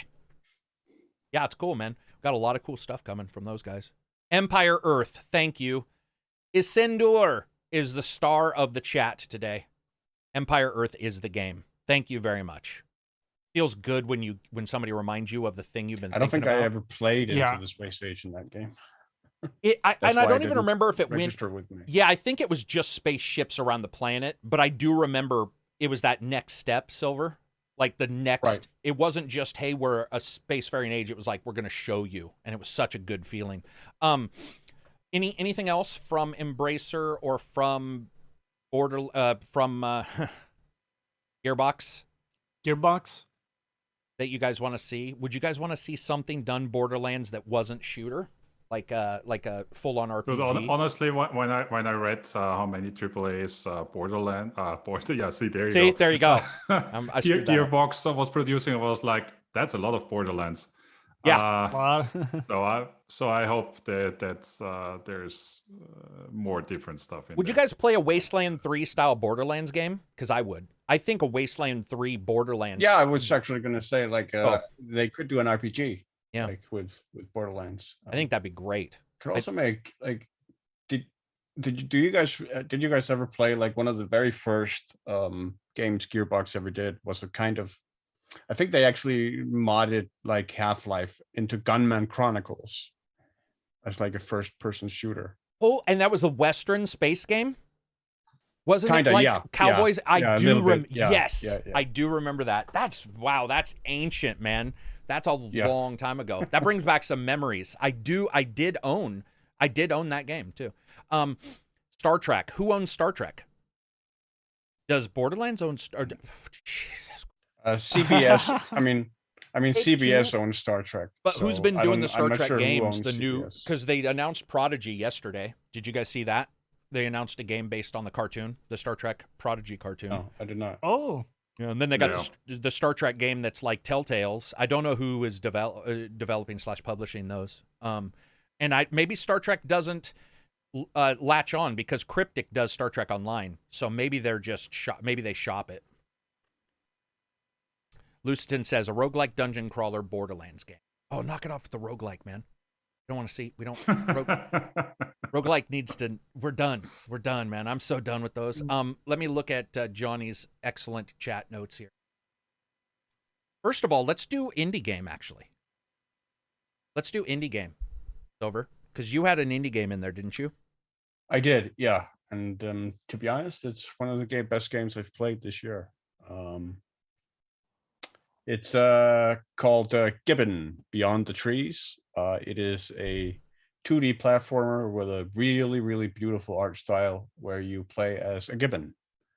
Controls are really simple. Really, you only have 3 buttons. You have 1 button for running, 1 button for swinging through the trees, and then you have 1 button for basically somersaulting and gaining speed through somersaulting as you're in the air. Like that. And the entire game is basically you going from one end to the other in perpetual motion. The game never stops. You don't have levels with transitions. It's just one long level from beginning to end, and it lasts for about an hour or so. Like the main story mode in it. As you go from A to B, and you progress through these sort of chapters where things happen along the way as you make your way through sweet the terrain. looking. And I mean, the feeling you get from when you build momentum and you're swinging through the trees, it's a bit like Spider-Man, but it feels even better. Like it really sort of brought back the feelings of Mirror's Edge at its best to me, like at its most joyous, because you're just in perpetual motion and it's so fluid. Like the animation, like the way the gibbon ape is animated is so beautiful and so believable. Like its physics, its momentum, and the fluidity of how you transition from like vines to branches to vines to the ground as you slide and then jump up into the air again and grab onto, like the satisfaction you get from like making one long fluid motion through the level is just really, really fun. Like I had a big grin on my face like 10 minutes into the game, and it stayed there for most of the game. And I really also appreciate how they actually take the mechanics of it and use that to tell the narrative they want. Because when the game starts out, it is really joyous. You're in the jungle, you're swinging from trees and whatnot. And then as you progress further and further on, there are fewer and fewer trees, and there's fewer and fewer stuff to swing from, and your margin of error suddenly starts to grow slimmer as you start encountering more urban environments and logging camps and whatnot. And so where in the beginning you had a lot of margin for error for like missing a branch because you would be able to grab onto a branch like lower down to the ground or whatever, all of a sudden that option is no longer there. So it becomes a lot more difficult for as the environment changes and sort of humanity encroaches on nature. I'm just reading some of the stuff that the way they sort of portray that with I really appreciate that. It's like there's a very clear message to the game, but it does not come off as preachy, which I really appreciate. And the major is about deforestation, right? I mean, that's what and yeah, so the deforestation makes it difficult as you progress. Yeah, and get better. and gibbons being endangered as a result of deforestation and whatnot. Yeah. Smart. That's a smart way of handling difficulty too. Like tying difficulty. Yeah. We rarely get games that accurately tie difficulty to like the actual environment in a way. I gotta open up. I closed Zoom. Yeah, and again, I like that. It like the way it plays out, where it's so much fun in the start because of how many options you have, and then gradually those options are taken away as a natural consequence of that progression. Like that's not something you see often in video games. That's often the inverse, where you get more options as you progress. That's true. Yeah, I like the idea of tying the difficulty into that environment changing, which is also the theme of the game. That's very cool. So that is called, what is it called? Gibbon. Gibbon. It's out Beyond the Trees. It's out for a Switch and PC on Steam. Excellent. And it's about $10 with 30% off at launch. Game's got insanely good reviews from a couple people I trust. So yeah, well, including Silver, but I'm saying like out and about people who post reviews. Pick says, "Gotta go, guys. My girlfriend came back early, so I have to go get drunk. Thanks for the pod. You're welcome." Enjoy. Cheers, man. $5 super chat, a joint effort. What's one type of games you guys do not enjoy? For me, I'm not a big fan of inventory management games and survival games, which I think go hand in hand. Any games? I'm trying to think of how to word this where it's not just like I hate sports games, because I know that that's gonna, it can pop up easy. Is there any full genre that you guys are not into? Yeah, like sim racing. No, okay, there we go. God. Because yes, I think those games, they have, it's almost like a roller coaster. You know, when they say you have to be this tall to ride? Yeah. You have to be at least this good to enjoy a sim. Because if you don't have even the fundamentals, like you're not gonna have fun. You're gonna go off the track. And the learning isn't intuitive, I don't feel like, at least for me. So that's... It's funny because left side was Reg and Johnny both sort of agreeing on that, and right side's Silver and I, where that's like one of our favorite genres. But here's what's funny. Yeah. Nothing you said is wrong. In fact... No, yeah. It's why I find you don't see a lot of people saying they've slowly got into sim racing. Right. You do see it sometimes, but most of the time people are like, that's just not for me. And it is difficult. And a car, guys, I love racing games. I have raced cars and driven cars, and I can tell you no racing game is even close to real. They're not. They're not. I mean, you don't actually get the G's. You don't get the G's, which is one of the major things. But ignoring that, adjusting in your seat around a corner and sliding a bit can completely change the entire way the game feels. So like but I get it, Johnny. I hadn't thought about that, but I get it that no matter how many tutorials there are, if it's not intuitive. It can't. A sim in that way can't technically be intuitive. And I think if I sat down with you or someone who's able to explain stuff, and we would try to break down, okay, like how does this work? What are the fundamentals of taking a turn, right?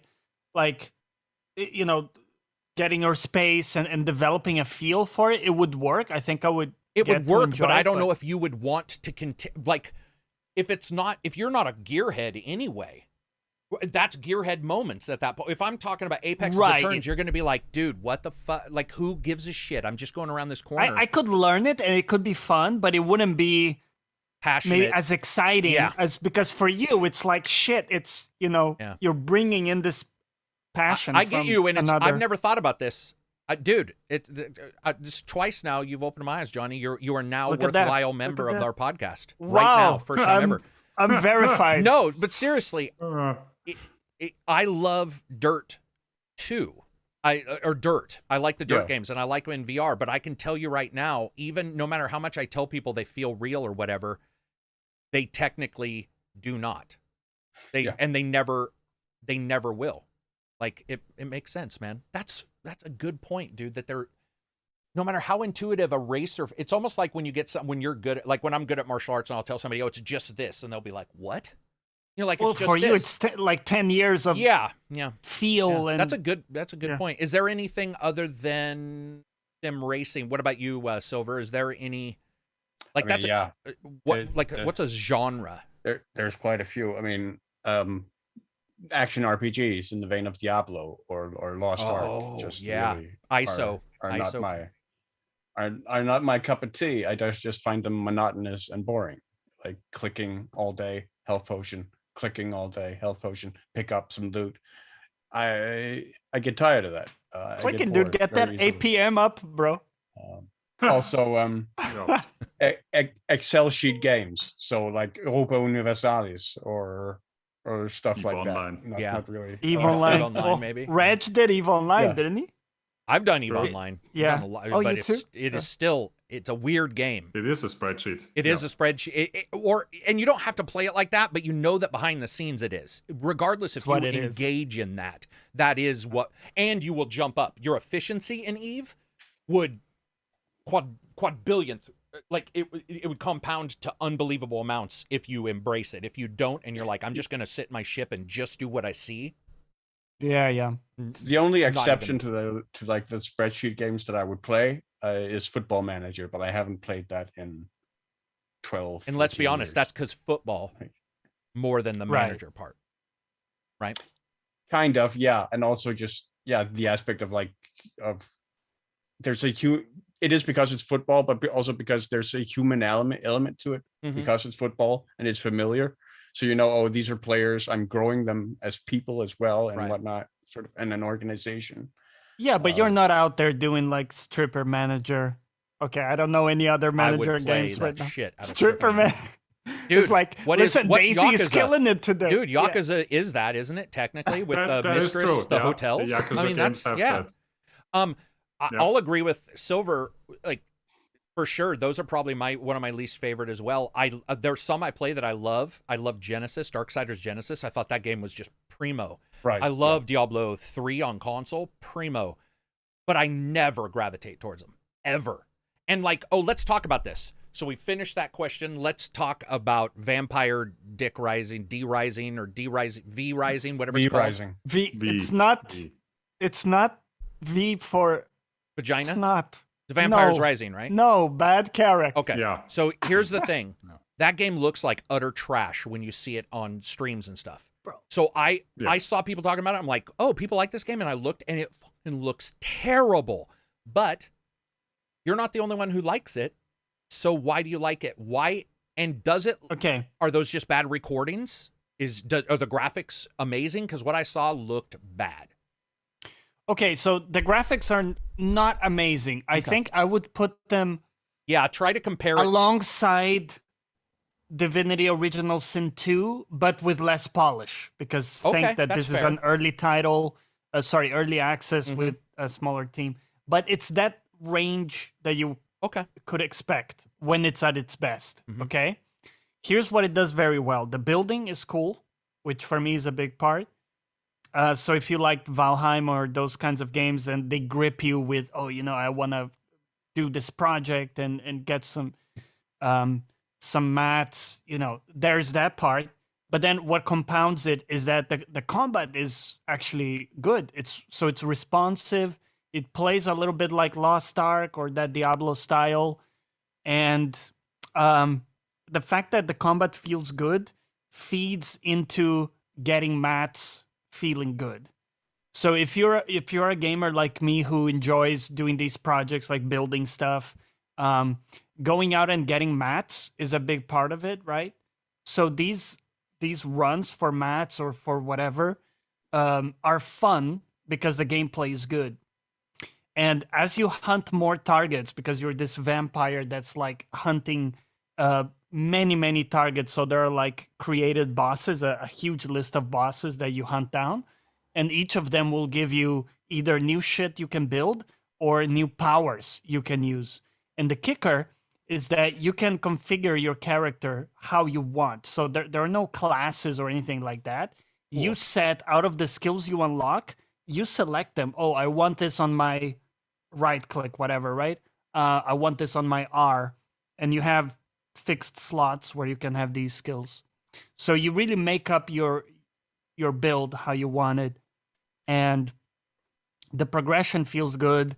It's kind of like it put those elements very well together, and the aesthetics are really cool, I would say. So maybe it doesn't look as good as, like something super But current. you mean like the architecture, the aesthetics, yes. Yeah. Like I'll show you some pictures later, like some of the castles you can build, and they're fairly simple. It's not like there's anything highly complex going on, but the aesthetics are nailed. Like the big walls and the environments, with big carpets and gargoyles, this sort of stuff. So it's nailed, man. I have a question. Yeah, it's good. Here's what bothered me, and I maybe when I was telling Reg this, maybe he hadn't bought the game at this point, but one of the things I was telling Reg that I couldn't figure out is that I thought what I saw of the building was like putting buildings down, where Valheim is like you put a wall up. So am I incorrect? Because I want a game like Valheim where I'm building the window frame, the wall. Okay, so you're right. Valheim is way more granular with the building. I see. It's also way more jank, right? As a result, Valheim is way more jank.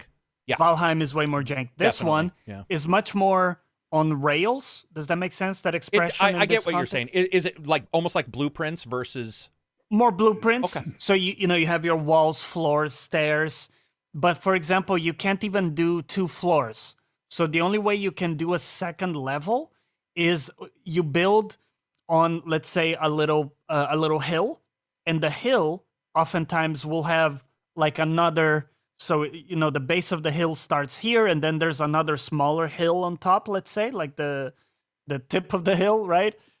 You can build in a way where you have a stair going up to the next level, and that once it's built, it looks like it's 2 levels. Okay. But in reality, you can't do elevation. You can't build a second level like you can in Valheim. So it's much more limited, which is a con, by the way. I'm not saying this is a positive. No, but I get you. But on the flip side, because it's simpler, it's not janky. So it's kind of a give and take. So you're not out in the woods chopping down trees as a vampire? You are. Oh, but you are? Okay. Yeah, and Yes. mashing rocks. But you're also killing dudes and stuff, and you get resources from chests and stuff like that. So it's not only, going then chopping trees. And the other thing is you get a fuck ton of resources. Like you chop down 2 trees, you're set for a bit. You know what I mean? Nice. It's not like nice. Because in Valheim, dude, I know. I went through those trees fast. It's just like I always joke about killing an elk in a game and they don't have a liver for some reason. Chop a tree down and you get 2 bits of log, and you're like, were talking about the window frame? Yeah. Like 2 years. That was a whole tree. Later. Yeah. That's cool. I'm okay with them. Oh, go ahead. Go. Can you enthrall people or something? Because yes, generally, actually, you can. Great point, and I forgot to say this. You can have servants. You can name them, and they can do different tasks. Mainly, they're used for. I don't know if they can do that. Their main task, as far as I know, I haven't. I only have one, and I can't fully command him yet, or her. I don't know. But you can send them to bandit camps. They will kill the bandit camps, kill whatever's there, loot it, and bring it back. So that's another way of getting resources. So they will bring back resources like wood, stone, or whatever's there, right? And so you can send them out on these missions. That's kind of a way for you to scale out your resource acquisition. And yeah. There's also just one last thing. Super last thing, because it's also PvP if you want it, right? So you could choose to invade other people's castles, and their servants would defend if you do invade. So that's another role they play. If you invade somebody else's castle, why not just chop all their trees down so they can't build shit? They regrow, bro. Fast? The trees regrow. So I couldn't pretty go and fast. steal somebody instead of invading them, steal It their wouldn't be resources meaningful. Oh, too bad. Because And to me, you that would can be awesome. transform. Yeah, I see what you mean. Go and steal like, their you play shit. the economic game. Yeah, play the long game. You know, they're out there adventuring, and you're you're waiting behind the walls. They leave, chop all their trees down. Ha ha, bitch! Come back to a desert. Yeah. So the thing is, you're highly mobile because you can also transform into a wolf, so you can run fast. So for you to go to another place on the map and get resources there is not a big deal. Okay. Yeah. Okay. Reg, have you played any? The whole do manual labor as a vampire thing, though. You Captain gotta start Kirk somewhere. Teleports down all the time. You know, I get you. I do get you. Reg barely played this, right? Correct. Like I was trying to run it on the Steam Deck, and it does not work on the Steam Deck. Ooh. Jay Apart Dan from that, says, I really haven't played it yet, apart from like the opening minutes. okay. Jay Dan says, really enjoying the podcast. I never miss it, even if I'm late. Thank you very much for always showing up. We have a new member on the YouTube channel as well, Jay Dan. Thanks, Jay. It just looked like such shit without playing it, which is why the melee combat looks like ass. It looks like ass, yeah. And this is what happens, right? You don't know until you play. That's why you don't know. So the idea of all this stuff sounds interesting. I thought the idea of not being able to build very granularly would suck, but your description of it being less jank that's why I left Valheim. Valheim was a mess. It was more atmospheric than it was enjoyable. Once I started trying to put two and two together, I was just like, the geez. Actual stuff didn't connect. Yeah, like, so it didn't here you're fully saying that they've done the connections for you. Yeah, but there's also some minimization because it's early access where there's no second levels. Right. I mean, exactly. Sims 4 didn't have, and we don't know if they're gonna add those. I will say it's quite polished. Like right now, I'm not getting bugs. There's a fuck ton of enemies to hunt down. There's a lot of content. I'd say I'm happy with it as it is for the price. It was like $15. Would it please Lucitan? This is the question that preoccupies us all. Would Lucitan like this game? I don't know if it has enough annoying parts for him because he kind of wants the. Does it have soup? Right. If it's got any kind of, if there's any kind of meal that heals you, that's who soup, has a problem with soup? It's one of those neutral things like Switzerland. I think like he was burned as a child from hot soup, and that's why he despises. I mean, maybe someone gave him like gazpacho and it was cold. Oh yeah, something like or cheddar broccoli soup that was cold. Oh god. But anyway, I'm glad, man. Some people like it. I mean, I believe you. I don't think you're lying, but it's so bad looking. It's like I keep looking at videos. I'm like, this is so nasty. So I may jump into it. You can. It's Steam, so I can return it, right? It's Steam. Yeah. Yeah. Yeah, it is. Stoned Patrol says, ACG, I totally thought you were reviewing that free-to-play Vampire Battle Royale when you put up the Swan Song review. Stoned Patrol name checks out. No, man. I was, Swan Song came up. I love me some World of Darkness, and we got Werewolf, didn't hit it. We got this, didn't hit it. We had Blood Hunt, didn't hit it. And we've got Bloodlines 2, 16 years in the future. Yeah. Right? We don't even know where Bloodlines 2 is anymore. I mean, I assume that game's not even, it's not coming out. It will at some point, maybe, but right now I'm under the assumption it's not. Yeah. What else do we got? Regical, do we have free games? Yes. You ready? Let's do this. All right. So, free games. Epic Game Store, totally free. Borderlands 3 and Red Out.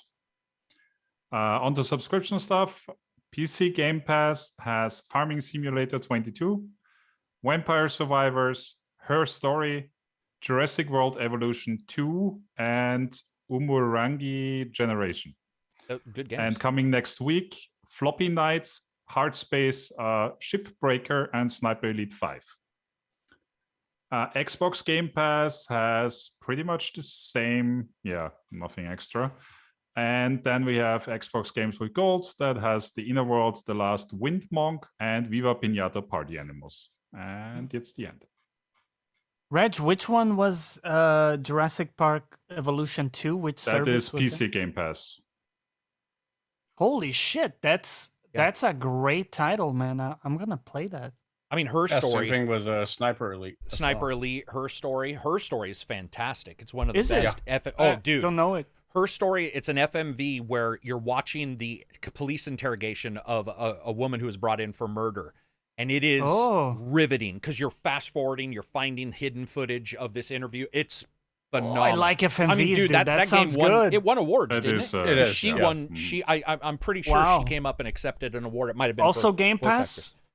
You said? Yes. Yeah. Red? Correct. Yep. Those are really Okay. good. I mean, all those are Nice. really good games. Like, that's the thing, you know, easy to bitch, but man, we just had somebody in the Discord saying their only job right now, not their only job, but the only thing they're really doing is just going through the Game Pass games, finding games that they didn't know about, or games that they maybe barely heard about that look slightly enjoyable, and just trying to play them to see if they like them. And you know, there's 400. Yeah.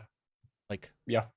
And Sony's going to have the same thing for theirs, except Crazy. I did the streaming thing. I'm not into. Just the last couple of weeks, the last couple of months, really, with indie games, from like Norco to Citizen Sleeper to on and on. There's been a lot of really good games coming out. It's hard to know what's going to be good, though. I will tell you this as a reviewer. Yeah, it's been. I thought Vampire was like really looked forward to, and I don't know if I am anymore, but I was doing better than. I don't really look at the views after a couple hours, but in those first couple hours, I was actually ahead of IGN in views at like 20,000. I was like, like nobody cares about this. Nobody cared, and I was like, oh damn, I thought people were going to care about that, and Norco, right? Norco, yeah. Another game that I hear about from you guys, but it just sort of. In fact, I talked to Abzi behind the scenes about like, we got to figure out a way to track these better, because there's these games I didn't know about your indie game at all, but that's the little neither bird did game. I until I saw it like a couple of days ago. But that's the King Story game that I liked so much, but as a monkey. Yeah, like that's quite literally this same kind of game, so it would have appealed to me. Yeah. It's difficult, man. It's I would say it's now impossible to track and even identify everything. Yeah. It's pretty ridiculous, and a good time for gamers, a good time for everybody out there. Looking here, Abzi put something, so we're going to talk about it. So Greedfall announcement came out. I already did a video if you guys want to go watch. Not a lot of data about Greedfall, so we're going to sort of move on from Greedfall 2, but a new one's coming out. Hopefully it's just one voice saying all the time, repeated. Just put some poison. How about some poison on my blade? Just repeat it at all times. Oh my God. Even in sex scenes. A little poison on my plate, and let's go. Let's go. Yeah. But Saber Interactive joined development of Star Wars KOTOR remake. They've joined up with Aspire. I need a mana potion. That's the other one, right? Yeah. You drink a mana potion if you're low or something like that. Yeah. So we have a little KOTOR like remake news. You know, I don't have any issue with Saber. I think some of their games have been great, but to me, I was sort of surprised that this was like new. I mean, it's news in that something happened. Yeah. But for me, I don't really have much to add to this unless you guys do. I don't have much to add. It's two companies that aren't known for, you know, like it's like we don't know what's happening. They're making a remake of KOTOR, which I'm excited about, but the companies working on it don't excite me. That's what I'll say. And I've liked some of both of their titles, but I'm not. But you're not close to the idea of a new.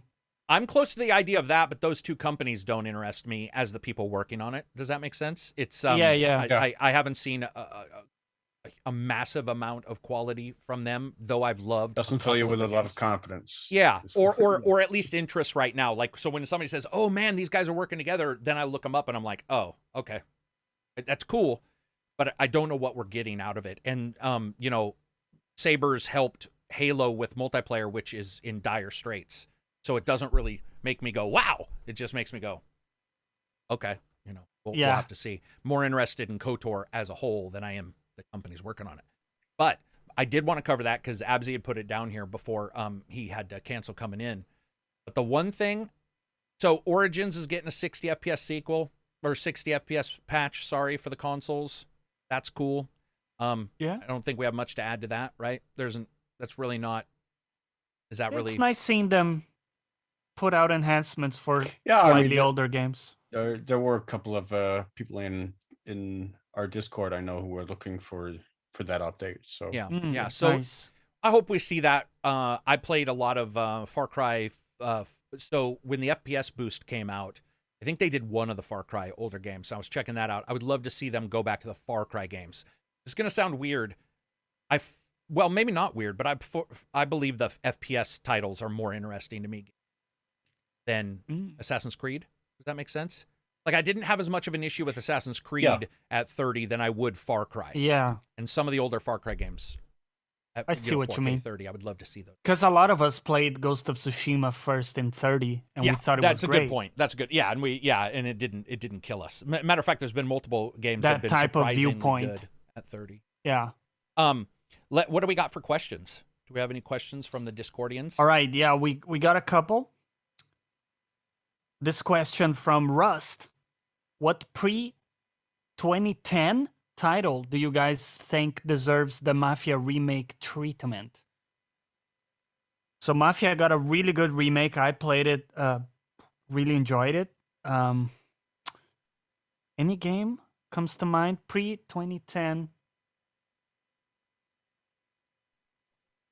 I mean, I would love to see. I mean, Karak and I have talked about this a bunch, but No One Lives Forever, a remake of that. I haven't played that one. What's like the style?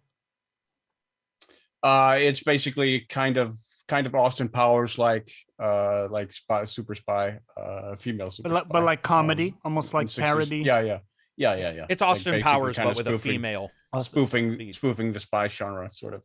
Nice. Yeah. So I looked this up, and I'm gonna cheat. It was released in 2010, but and I already said last podcast I don't believe this would happen, but this hypothetical is Alpha Protocol. I would love to see Alpha Protocol get a remake because it did have some issues, yet it did things that other games still haven't really nailed.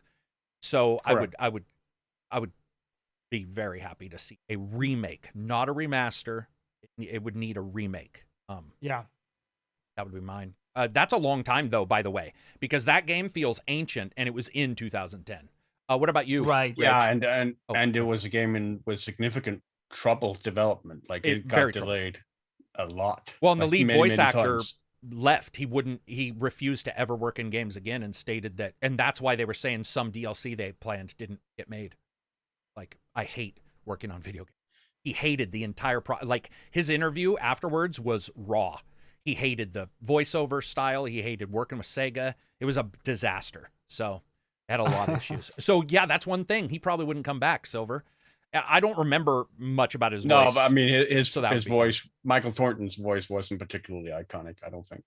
Reg, you got any for 2010 or before? We'll say that because I cheated. Well, the only game that's I always wish time and time again that would be remade would be Sid Meier's Alpha Centauri. Oh wow, because it was one of my absolute favorites of that genre.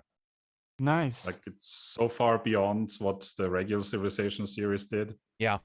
I would definitely enjoy that would be remake of that. That would be awesome if that's what they were just like, we are remaking, like it will be current, but it's a remake with the same ideas and abilities from the original. Yes. Because that's, I think, what is more interesting than the current ones we get that sort of copy it. Aren't some of the stuff that you can do doesn't feel the same as Alpha. Oh, someone has a great one. Final Fantasy IX, great title, has aged pretty poorly. Has it? It's the one that has the Vivi, the small wizard with the black face. I definitely don't agree that it's aged poorly. Oh, okay, well, as someone who is pretty sensitive to like really old graphics, it was. The way I would put it is, the next one is Final Fantasy X, right? And the jump is so massive, like in the graphic presentation.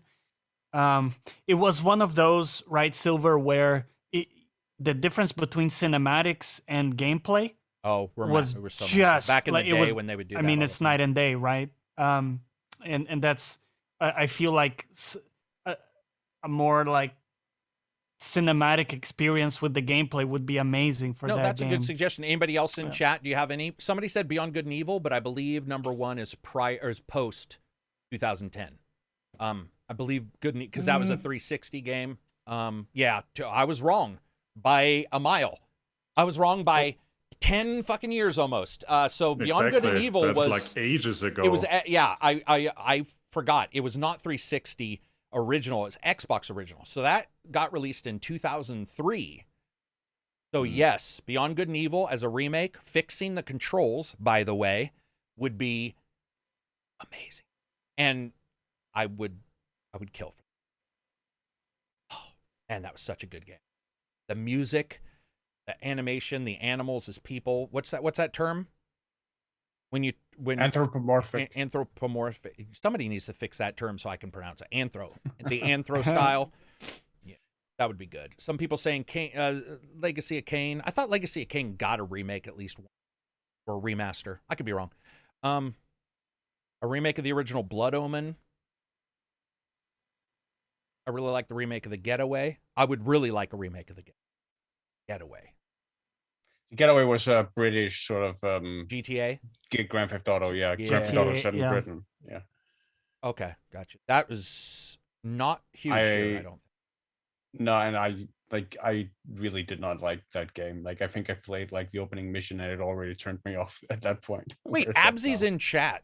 What are you doing in chat and on the podcast? Whatever. So I didn't give it a fair shake. I'm just joking, man. Absy, by the way. I don't want him to feel bad. Absy says Dark Messiah of Might and Magic, which, yes, of course. I don't know when that came out, but Dark Messiah of Might and Magic current would I think that would have been like 2004, 2005. Yeah, I think that was also... now I'm worried to say the number because I'm going to be completely 10 years off, but yeah. Driver, he says, bro, I've been in chat the whole time. Yeah, I've been purposely like not calling you out. But you've been in chat the entire time. Okay, you've been in here the entire time. Mass Effect Trilogy. Mass Effect Trilogy. Oh, actually being remade. And I feel like the remasters were good enough. But... Yeah, I'm okay. I mean, I know you guys have an issue with one's combat, so maybe you could remake the movement. I thought the remake actually did handle it fixed some stuff, well. Right? Made some of the controls and stuff a little bit better. Let's see. Remaster, rather. Oh yeah, you're right. Aliens versus Predator Capcom version. Oh, that's the 3D fighter, right? Isn't that? I don't believe that's a full. Yeah. I think so. I think that's the one that's like the old Dungeons and Dragons cartoon or games, like the ancient ones. Like the Marvel versus Capcom. Yeah, thank games. You. Yeah. Just finished the first level of Thief 1. So I think he's saying Thief 1. One of the greatest levels of all time in video game history. Yeah. Actually, Lord Baffert's Mansion. Regardless of any other issues I have with any of the Thief games, their first missions almost always were amazing. That is one thing that I think Thief games have done well. Saboteur would be awesome. Saboteur was, I think, way enjoyable. Honestly, I don't think Saboteur's sort of aged all that much. I did. I played it recently. Well, really, 2 years ago. Control. So we're not just talking about graphics. I'm talking about control. Right. Like it was really, really boxy. Which, funny enough, that's what I was going to mention right at the starting. Is I would love to see like Code Veronica with today's movement. So that's what I meant. So not the tank controls, right? Yeah, dude. So Good Saboteur camera. was still. I agree with you. It was still good, but I remember the car in particular, Silver. When I jumped in this later time, and I remember the car races and driving around not being current. I don't know any other way to describe it. It almost felt like analog was turned to digital. It was like the driving wasn't super even at the time. It wasn't. So I would love to see them. So yeah. Great game too. And unique idea. Black and white turning to color as you saved the world was something we just don't see anymore. Well, in fact, it reminds me of the amazing soundtrack as well. Yep. For sure. What other questions we got in this question from Dog Tired? And it's funny because his question is a bit unclear, so he clearly was tired. What game should have been more on rails? He asks. Oh, that's a it's actually a good question because we often think about it in the opposite, like or what we game is discuss too hub restrictive versus open world. Yeah. So what game? Go ahead. Assassin's Creed Valhalla, I think. Should have been tightened a good deal. Yeah, I think that was sort of trying to do too much. It's funny because it did feel on rails in a way to me, or very formulaic, right? Because you go to a region, you do the fort, and you kind of rinse and repeat. But I take it that the point is more of like condensing down, I guess, right? Yeah, but guiding. I mean, not only because, but also that was just one of the things you could do. I mean, there was so much, like it was just bloated. Like it was trying to be too much, trying to do everything at once. And I mean, especially, I mean, the biggest example from Ubisoft is probably Ghost Recon Breakpoint, trying to just be everything and throw everything into something where it doesn't quite belong, where it should have been more focused, more linear, more on rails, probably. Reg, would have been better served by that. Any from you that you're like you would rather see a little tighter? Well, I mean, nothing that's better than an Assassin's Creed. You'd like to see those are all up. over the place. Yep. I see Rage 2 being mentioned a lot, and I could firmly agree. Rage 2's driving and open world stuff compared to its shooting. Very good case. Yeah. Wow. Wow. I liked that game a lot, but the shooting was so much better than the driving stuff parts. And then the exploration. Yeah. It was not even the same. You know how there were 2 devs on that too, and you can feel it. Like that's one of those games where you're just like, wow, 2 devs isn't always better. That is and multiple people said Rage 2, so I think Rage 2 is a good. Did you do? I got another one. Oh, sorry. No, it's just... not really. Oh, okay. No. Go ahead. Go ahead, Johnny. The recent Subnautica one, Below Zero, it had an issue for me, at least how I played it, that it kind of it lacked guidance at points, because you get these audio logs and you have some coordinates, but very often, like the stuff you have to go on was pretty vague. Enough that I had no idea to like where to go, and I had to just aimlessly roam until I ran into something interesting. It could be that I missed, key pieces of information or something, but just the way it played out didn't feel good. I'm going to mention one for others, because I know other people feel this way. Deus Ex Mankind Divided, the last one. I didn't mind the city and going around. But almost everybody I talk to feels that it lost something. It lost some flexibility, and it lost a little bit of its focus. So I would say that that's one that I think overall I can look back at, and I would and say that probably could have done with maybe not doing a city and trying to figure out another way around. Sort of how that game came out, because a lot of people, I didn't have that issue, but so many did that I can admit it's obviously an issue. Whatever the expectation was different than what we got. I think open world and Rails too is a big deal now, because you have these companies who look at Unreal. Unreal's like, boom, we can do anything, and you know what's going to happen. Every game is going to be like, well, let's do an open world, and that is nerve-wracking to me, because in fact, I would say most games shouldn't be open. Yeah, I'll go that far. I think the narrative focus is lost. So why would you make a puzzle game open world? Yeah. Well, yeah, that too. Like Tetris open world, where all you do is run around and grab new blocks. I mean, fuck that. I mean, they're puzzle quest, right? I mean, isn't that kind of... Hey, it fits the name. But no, I mean, there's like... I would say most games shouldn't be open world, man. Like, open world is a completely different thing, and the narrative gets lost. I loved Red Dead 2, and I loved Red Dead 1, and I love those characters, but even if I followed the narrative, I remember more about chopping up a deer or something than I do. I remember, he's your sick, own or there's this, or narrative. That's one thing, but I like I like a bit of tight gameplay where that's why I like hubs, man. They're the best of both worlds. They're the best of both worlds when you have that. Let's land on this planet. That's why I liked Outer Worlds, and I know so many people did not like Outer Worlds. But I liked it because I knew it was not going to be an entire planet. It was going to be a section of it that was contained by humanity and safe, somewhat safe, for humanity to live. And I bought into that fiction and adored that ability for me to know I probably saw the most of it. That's and another hubs thing can evolve in a much more natural way than open worlds do, because we've talked about it, how people get the memo of stuff you've done all over the realm. Yeah, instantly. So you go to a new city and people know, oh, you're the guy you fucked a chicken, Skyrim, dude. You fucked a chicken. Remember Skyrim? You'd kill something in Skyrim in the entire world, and you're like, dude, it's a News fantasy got world. around, bro. How do? Well, yeah, it's like telegraph mages using SOS fireballs. Listen, saying that like Karak fucked a chicken in the smallest town no one was at. And remember in GTA, I don't know if you guys remember, but when GTA 5 originally released, and I've said this multiple times, but the animals would call 911. So the animals would report you. That was they had an issue. They fixed it since then, but originally that was an issue. Yeah, that kind of stuff. It needs to be a natural progression. Imagine this. Imagine in the next Skyrim-style game, you kill somebody, and the people in the town know it's you, but then afterwards you look at wanted posters, and your character slightly looks worse and worse. That would be phenomenal to me. So, like, you see, you go to a far-off area, and your wanted poster's missing the beard, you know, I got a mohawk, I'm a girl, or whatever. I would love that idea. I don't like that instant alert. Cool. That instant alert sucks, man. Sucks. Yeah. Playground are making Fable. Yeah, true.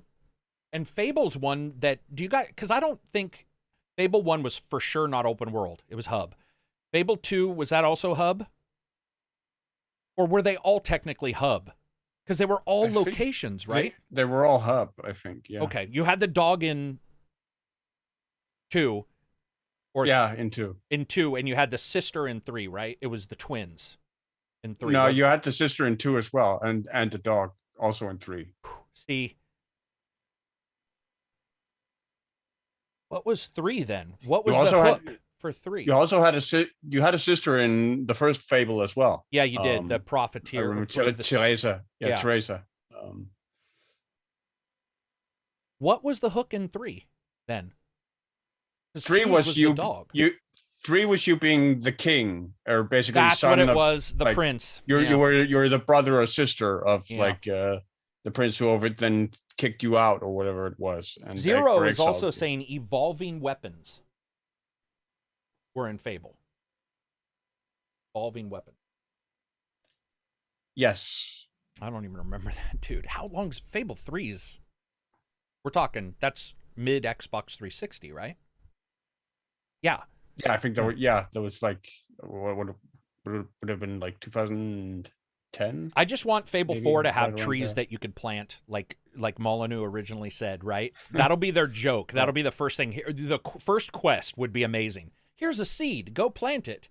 And then you plant it. And as you travel around, it gets bigger. What were you going to say? One of my favorite parts about the first Fable was always how, like, scarred you got. Like, yeah, got all beat up. Even though you look like a 14-year-old who got the shit kicked out of him and then put into a mower. It was a weird, like a lawnmower, or like a wood chipper or something. That was so good. Bad accident. Yeah. Do we have any other questions in the question section? Yes. Here we go. Rage Gamer UK. I would like to know your opinions on the bosses in Elden Ring compared to other From Software titles. I felt they were the weakest part of of Elden Ring. Too many repeated bosses. Praying to the Bloodborne remaster or 60 FPS. I would agree. Yeah. Yeah, I think the repetition was definitely noticeable. Yeah. Yeah, and I mean that's something I think we even brought up when we discussed it. Is I agree with that criticism, because it did get repetitive when, like, there were a lot of times where it felt like the boss variety was just, now there are 2 of them. Yes, they played that trick a lot, especially in the caves and dungeons and stuff. But the main bosses, I actually really liked their design, both from a gameplay standpoint and like a design aesthetic. That's the thing, is no game's going to get it all right. It just doesn't happen. Yep. It just doesn't happen. And so that got all this shit right that was surprising. That's why it's considered so cool. And I totally agree. But then it did have some, and it takes a long time for people to become comfortable saying that their spouse is also a bad person in some. That's the way people treat Elden Ring. It takes a while for people to be comfortable and say that it had some issues. Yeah. But it did. Bloodborne's the same way. I know a lot of people who love Bloodborne, and I can tell you right now, Bloodborne had a boatload of issues. And still does, because I just recently played it to see if they fixed anything on the emulator. There are issues with that game, but people get so wrapped up that they don't want to admit it. You know, they get that. Yeah. Their dad is a perfect person or whatever. Like, well, your dad fucked your mom at least once, so maybe there was some screw. I don't know. I'm happy for all these. I think that Elden Ring did a great job on stuff we hoped they would finally do, and they did it. Yeah. Right? They came out the other end with most of their promises intact, which is that it wouldn't be much easier, probably, even though I still think it's easier, but it doesn't matter. They said it wouldn't be much easier, but it would allow for newcomers to engage with it at a speed that was more acceptable. At the end of the day, you can almost customize it and make it as difficult on you Pretty as you much, want, right? You have a little bit more control. Depending on how upgraded you are, where you what go, resources you use, what weapons. Mm-hmm. It's very easy to break the game. Yeah.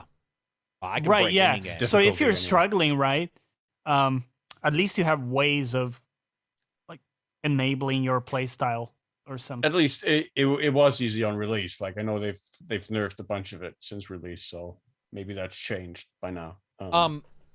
Also, chat, we are getting a bunch of visitors for the podcast, so if you have anybody, composers in particular, developers, make sure to tweet them on Twitter. Copy me, copy them. Tell them we're looking for, in particular, composers, writers. We had an amazing time with a Gearbox writer. That was like learning about writing on games was probably one of the most enjoyable podcasts I've had, because it was like, that was cool. Yeah, well, it was just ideas that you had, you know, like you sort of get an idea of the way things go. But so anybody in chat, if you have somebody that you're interested, Ken Levine is somebody who has already stated he would come. I sort of lost contact with him, not in a bad way, but I stopped responding. I just got busy. I'm going to reach out to him and see if he'll come on, make sure he feels like it's and make sure you put Uwu in the message to ensure. What? Don't. What'd you say? No. Make sure to put what? Uwu? Just you know, it's a Weibo thing. Oh, is it? Do you know what that is? That almost look. I know that's a Russian smiley. That's literally what I know. That's the only. Yeah. Have you not? Okay, it's fine. No, that's all right. Don't worry about it. But that would be cool if you guys did that, if you took care of it. And I also want to say, if we've saved you any money, man, check out the Discord, because YouTube is not doing well. Oh, Austin Wintory, somebody said, dude, of course, Austin Wintory. Yeah, man. Again. He contacts me all the time, and then he's like, "Hey, man, let's come on." I'm like, "Okay," and then we both stop. Just do it. And he's got his own podcast where he also talks with other composers, which is also really cool. Very cool, dude. Yeah, I want to do as many as I can, for sure. Not only composers, but writers was awesome. Yeah, man. AI, some testers would be cool. I'm trying to get some people that aren't like, he was cool because I don't think he told them he was coming on, which was different than the composers for Gearbox. They had to clear it. Remember, they were at work in their office. Like, there were people, by the way, I don't know if you guys remember, but there were people, we saw them look at people to answer a question once or twice, and I was like, oh shit, they have PR people in the office. Yep. And they were very cool. Both of those guys, phenomenal people and great company to work with. But the writer came on, and it was cool, and I've got some other people that I know. And, you know, we're not looking for... I just don't give a shit about drama. So if it's a drama person or something like that, just don't even try to suggest it. Because I'm not even getting... I want to talk about games, how they're made, not some person hating some other person or fucking somebody hating a company or something. That'll come up naturally just with us. We can take care of that. We don't need to invite somebody on who's just... let's see. Oh, by the way, we forgot to mention Arma Reforger launching this week. Yeah, did you get a chance to play Arma Reforger? Not much. I'm a bit disappointed that there doesn't appear to be like some single player dedication. Yeah, there's not a lot of. It is pretty much exclusively multiplayer, but I'm looking forward to seeing them expand on it. And it's looking, I mean, as a sort of proof of concept for Arma 4, it's looking very, very good. I mean, the new animations. Wow. That's what I saw you saying, was that the new animations are a huge step up from Arma. I mean, the movement system, like, no longer like do you have the awkward transitions between being standing up, crouched, and prone. Yeah. Now you actually rise yourself gradually with the mouse scrolling to the so you have full control over how elevated you want to be. And cool. And same thing with your speed. You can also control your speed with the mouse scroller, like in the original Splinter Cell. So you can match go at the exact pace you want for going into combat. All of these I think are massive improvements for Arma. Really cool, man. I appreciate everybody posting in here. It looks beautiful, by the way. Your ideas for visitors, but like the lighting especially. As I said, please post it on Twitter. In here, you're just dropping ideas and I could miss them. Go to Twitter, pop it off on Twitter. Okay, so I'm waiting, but I haven't heard Johnny come up with some kind of eclectic, weird-ass question to finish the podcast, which I'm quite disappointed that you haven't, said. I don't have one prepared, but I got one for you right on the fly. Are you ready? I don't know, because you're on the fly. I'm just saying. It's even better, bro. Actually, let's build off one that we've done in the past, which is would you go, remember when we said, would you go 200 years towards the future or the past? And we settled on going to the past. I think most of you guys wanted to go to the past. So my question to you is, how would you prove that you come from the future? Let's say that you arrive, right? So Karak arrives there. He's all like, oh, what's going on? He's in the past. And he has one chance, right? Karak, you have one chance to prove that to somebody. And your life depends on it, right? You're going to be considered a madman and thrown on the streets.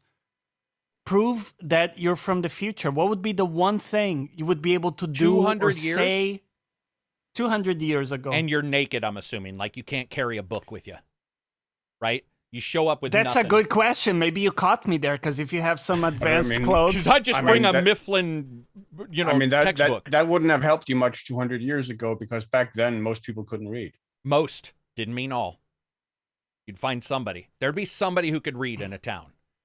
There would be. You could prove something, even pictures. The priest, that he would burn you anyway. Yeah, the priest would burn you. Definitely not the priest. Let's say, for the purposes of the exercise, you show up like Terminator. That you can't carry anything with you from the current time. Just verbalization or would there be something that you could say or show? My position would be, I wouldn't want to prove it, because I wouldn't want anyone to know. No. You got to answer the question. You can't back out of it. Answer the question. You got to answer. That's a cheat.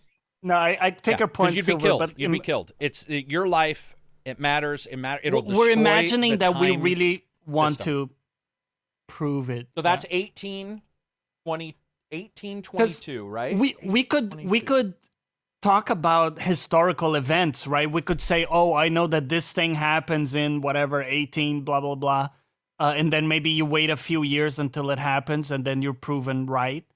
But if you wanted to prove it right there and then, maybe if you knew enough science or how to make stuff. So here's the thing: I do know a bunch about science, but I'm trying 18. So 18. The problem is certain things were done 15 years prior to that was the first submarine. So you're just you couldn't say, oh, let me show you a submarine. So there's certain things that you couldn't prove, and I was trying to think of antibiotics, but that'd take a while, and you can't just say it. Right. Because you could make that would actually, especially back then, not be difficult to create general penicillin. I think most of us know. Yeah, it would not be difficult for you to create. Yeah. But if we're talking about saying something, 1822 is a bad fucking time. It's a bad time. It's a bad time because it's it's prior to. It's in the wake of the Napoleonic Wars in Europe. So Europe. Did they have electricity by war around that time already? No, dude. You could. Not a thing. And you couldn't even tell. So a lot of the stuff you couldn't even tell somebody because I'm assuming the terminology is not there. Yeah, and I'm assuming you sort of have to. Electricity didn't become widespread until the late 19th century. Let's say you have a couple hours to prove this or something. Yeah. Because sure. But even then. Could you put together a makeshift light bulb or something? No. Well, old day light bulbs, they weren't in vacuum. You could no, you couldn't because they couldn't even create. It's hard. Wait a minute. You could do a Baghdad battery. You actually could You could. Oh yeah, with a potato, right? Well, not only Isn't that a thing? but any fermented like this, anything that ferments over a long period of time, and like lemon juices and stuff. What'd you say? I know. Go for it. The Northwest Passage. You mean explain to them that it exists? Yeah, and where it is. There you go. Oh, and where it is, and where it is. Yeah, there you go. Now, it would take them a while. I'll take that, because it would take them a while to figure it out, send somebody, and hopefully they didn't get dysentery on the way like Oregon Trail. But right. That's fair. Or get encased in the ice like the Erebus and the Terror. Yeah. A battery is not a bad idea. I think you could do that with. You could do a Baghdad battery, not too difficult. I was actually thinking of when Krakatoa exploded. Like, but you would. It's not that exact year, but it'd be like, hey, this will happen. Yeah. Krakatoa. I'm trying to think of the big explosion. Yeah, I think we could accept that one, even if you're validated like later. That, I like the maybe also works. Geography. Do you have any, Reg? Because you're a programmer. Is there any like science stuff that you have? No, that you could be like, nothing. I would just be. You'd be killed. You're just screwed. For sure. You're like. It's a good question though, because here's the thing. It's like, dude, I can't write you a program, right? Exactly. How long do you have to prove it too? Because if you did have a while, to prove it, then there's multiple experiments, and whether it's, here's the thing is, it would have to show that you were from the future and not just a person who had invented one thing. So for the future, you would want to say a volcano is going to explode in 2 days. Okay, great. It does. Yeah. You're killed because people think you're a black magic user, whatever. But we're saying that that's still good advice. His idea of a geography, that's probably one of the only ones that wouldn't get you spiked on a stick as a black magic person, but at the same time might prove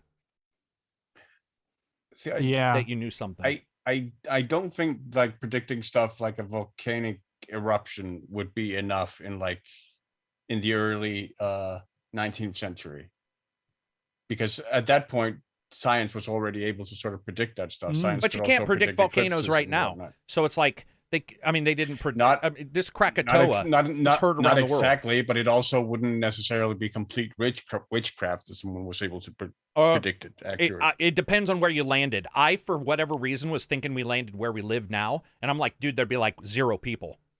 Right. If we're in if we're in London, that would change my answer.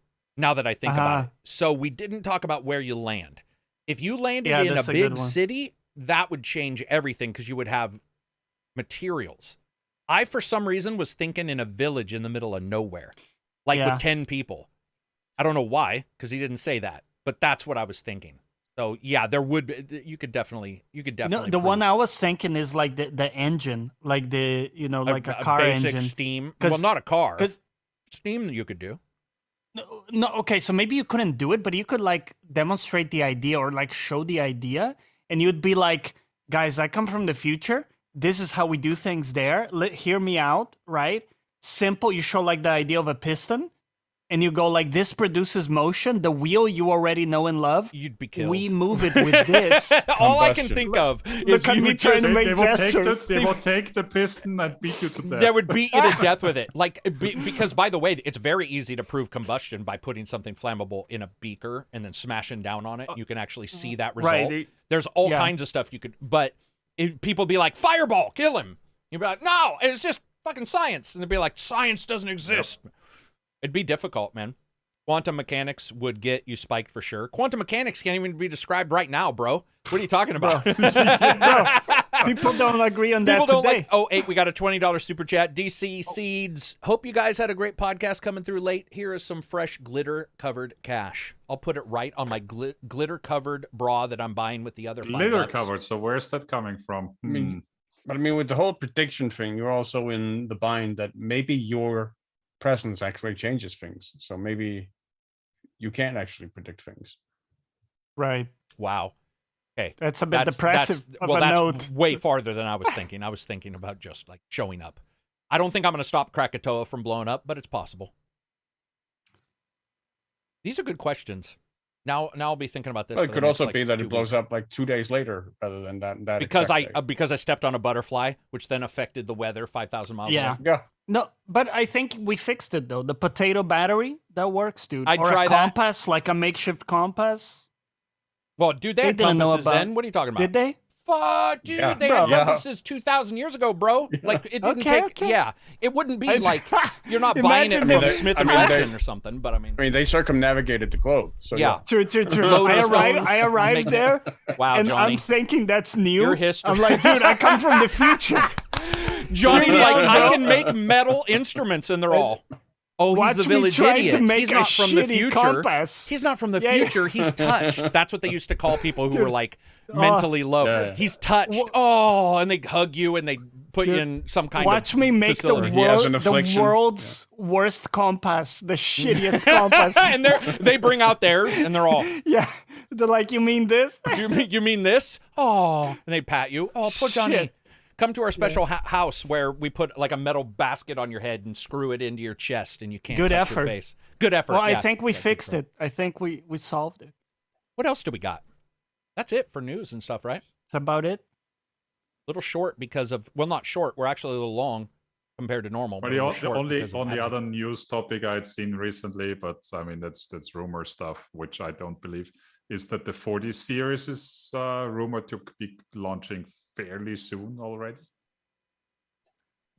Which I don't know. If it Wow. does, I am not interested with what I'm seeing for watts wise. It's not happening. Yeah, No, what's wise man. apparently the 4090 uses the same amount that the 3090 Ti does. So 450 or something, right? I think I saw even higher numbers, Reg, in the Yeah, that's the Video. 4090 Ti that will do Oh, 650 or something. Yeah. Also, Pretty remember crazy, man. remember if you guys like the ACG shirts, you can see them down there. Sometimes they're over the top of Reg. Sometimes they're not. I tried to move it off so it didn't cover Reg's face while he's talking. There's ACG shirt the on his fucking face. shirt. On the- Yeah, I mean GPUs. You've got that. You got FSR2 coming. So talking about tech just for a second, you got some really cool tech coming. Hardware wise, I think the only thing I'm interested in is Intel's stuff. Seeing some of their stuff has been very interesting to see what they're doing versus AMD with memory, with the types of CPUs they have, the performance CPU and the economic ones. Oh, we have a question. A joint effort, $5 super chat. Anyone have any good book recommendations? Yeah, I mean, Yes. plenty. Do you want fiction or nonfiction? Who cares? He said books. He didn't. We now it's in our hands. It's in our hands, Silver. A good book recommendation for right now. I got to tell you, man. The Devil's Hand is phenomenal, and it is written by the National Security Advisor for the United States when Ronald Reagan and Gorbachev were having their issues and trying to drop the Berlin Wall and all that stuff. But it's all the behind the scenes of how presidents and other leaders work, and it is one of the most fascinating. There's not a lot of we are better than them, but there is a lot of their nation does one thing one way because of a belief in communism. We do one thing in a belief of democracy. And it is one of the best books I have read. And it's named after the Russians' desire to have a system where if we nuked them, they would nuke back without any humans being needed, which is Russia has basically a dead man switch that they have for their nuclear forces. And it is phenomenal, guys. It is, I mean, I know that everybody doesn't like that kind of stuff, but to understand what people do to try to make sure two nations don't go to war, which is what they were trying to do. And they also cover a ton of stuff about biological warfare. And just a really good book if you want to sort of track that kind of stuff. That's mine. You guys got any? One apiece. I'm reading, All right. well, I'm listening to one now, which probably everybody knows, but I'm only getting to it now, called The Subtle Art of Not Giving a Fuck, which good. is a really good listen. The author reads it, and he reads it with impetus. Like it, you know, sometimes a different person will read, Oh, yeah. and it's not like the same. Hello. There is a bad guy right here. Yeah, You can voice to tell text. he's like, the way he says it, it's really, Oh, no, it's you really shot me. enjoyable. X-Files audiobook.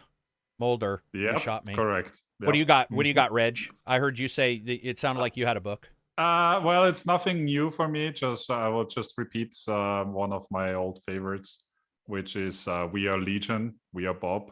Bobiverse. Yeah, Bob. Great. Bobbyverse, one of the Great best sci-fi. science fiction books I've Lots ever of pop. read for. More like culture listen to, but, references. Yeah, excellent. Yeah, very good. What about you, Silver?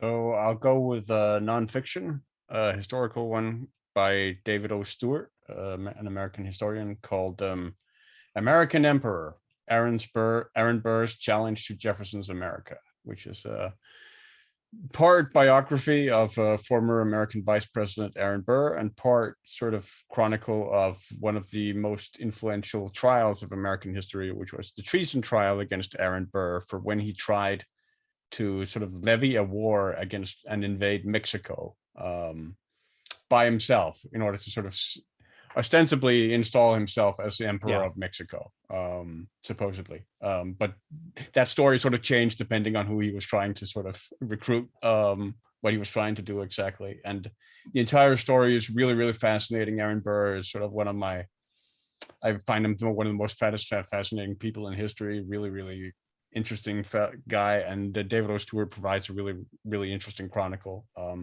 I have several biographies of Aaron Burr, and that's one of the most interesting sort of stories of his. Dude, we could do an entire podcast about books. You know? Oh yeah, dude. Like there's I mean, audiobooks have guys go to Amazon Audible. I'm telling you right now. Warhammer 40,000 has 80 billion books, and they're fully, sound effects. There's normal books like we were talking about. There's people with actors like Reg was talking about. Don't get it, but it's the X-Files one. It's bad. But it's great. No, don't get it. Don't get it because I like shit and I didn't like it, which goes to show you I listened to that entire thing because I ain't no fool, man. Like I'll get it and I'll be like, I'm getting my money out of this, and I didn't. Even at the end, I was like, wow, it was one of those ones where you hear people say an actor phoned it in, but a lot of times that really doesn't mean much. It just means they sort of acted themselves. Maybe Bruce Willis is just Bruce Willis. That's not what we're talking about. These are people who sound like they're on the phone reading a textbook. It's so bad that you're like, dude, that's so much emotion to everything. It's amazing. Dude, you shot me. And you're just like, what the fuck? Yep. And by the way, Mulder and Scully in X-Files had many arguments in the show. Many like, Mulder, what are you doing? None of that. Never fucking happens in this. It's like, Mulder, what are you doing? I'm lighting you on fire. Why? Because you shot me. And you're like, God damn, man. Like, seriously. Mm-hmm. It's like text-to-speech. Yeah. William Nossum, $20 super chat, a little bit of gas money for the buds. Love the podcast. Thank you very much, man. We absolutely appreciate it. Somebody said, also one highlight I just remembered from the X-Files one is that like Scully is always like panting. Yeah, panting. The whole thing through. Oh, like hard breathing? It's pretty risque if you like that kind of stuff. Oh, wow. Yeah, play it. Okay, play just that part when your wife walks in and she'll be like, what are you watching? Yeah. The thing is, guys, there's a lot of I'm telling you, man, if you're playing a game that you've played multiple times, you're just sitting back, and a lot of times you watch shows, that's great too. But if you get a chance, there's so many audiobooks out there. Graphic Audio is another one. They're awesome. Goblin, I think Goblin audiobooks is another one that has hundreds of books with full actors, and those are a blast, man. They're so cool to listen to. Yeah. I mean, Nathan Fillion's going to come. Go ahead. My problem is just I can never retain the information when I listen to No. Audiobooks are that I agree. I agree. Even if I was to listen, Silver, like to go, I'm just listening, something is different, right? Than reading. It doesn't stick as much. It doesn't. And I firmly believe the same thing can be said between tablets and books. If I have a book on my tablet, I have to read stuff almost twice. If I have a book, I don't know if it's the physical, physicality of it. I can remember everything from books in exact sentences, but tablet stuff I have a tendency to have to reread like once or twice and to really grasp. And I hate reading on a desktop. I don't know about you guys. Ugh. Yeah. Like a long thing on a desktop? No. If somebody said read a book, like read a book on desktop, I'd be like, it's not. No. It has to be a tablet. I did the first Werewolf Choose Your Own Adventure on desktop, but yeah, it's impossible. Then I got it. Then I got a tablet. Yeah. So, yeah. I mean, even a phone's better, right? Even a phone's better. No, a phone is too small for my liking. Oh, is the phone too small? Okay. Well, yeah, I do have I have the Google X34 or 3XL, which I guess is a bigger cell phone.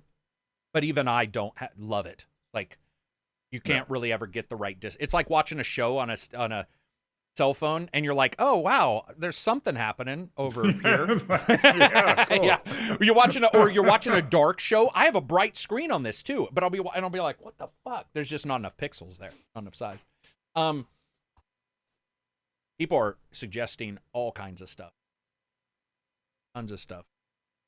Oh, looks like a lot of people have listened to that Xbox one or the X-Files one, but that makes sense because we have mentioned the X-Files one so many times. Julian Collins says, you must love the Hardcore History podcast.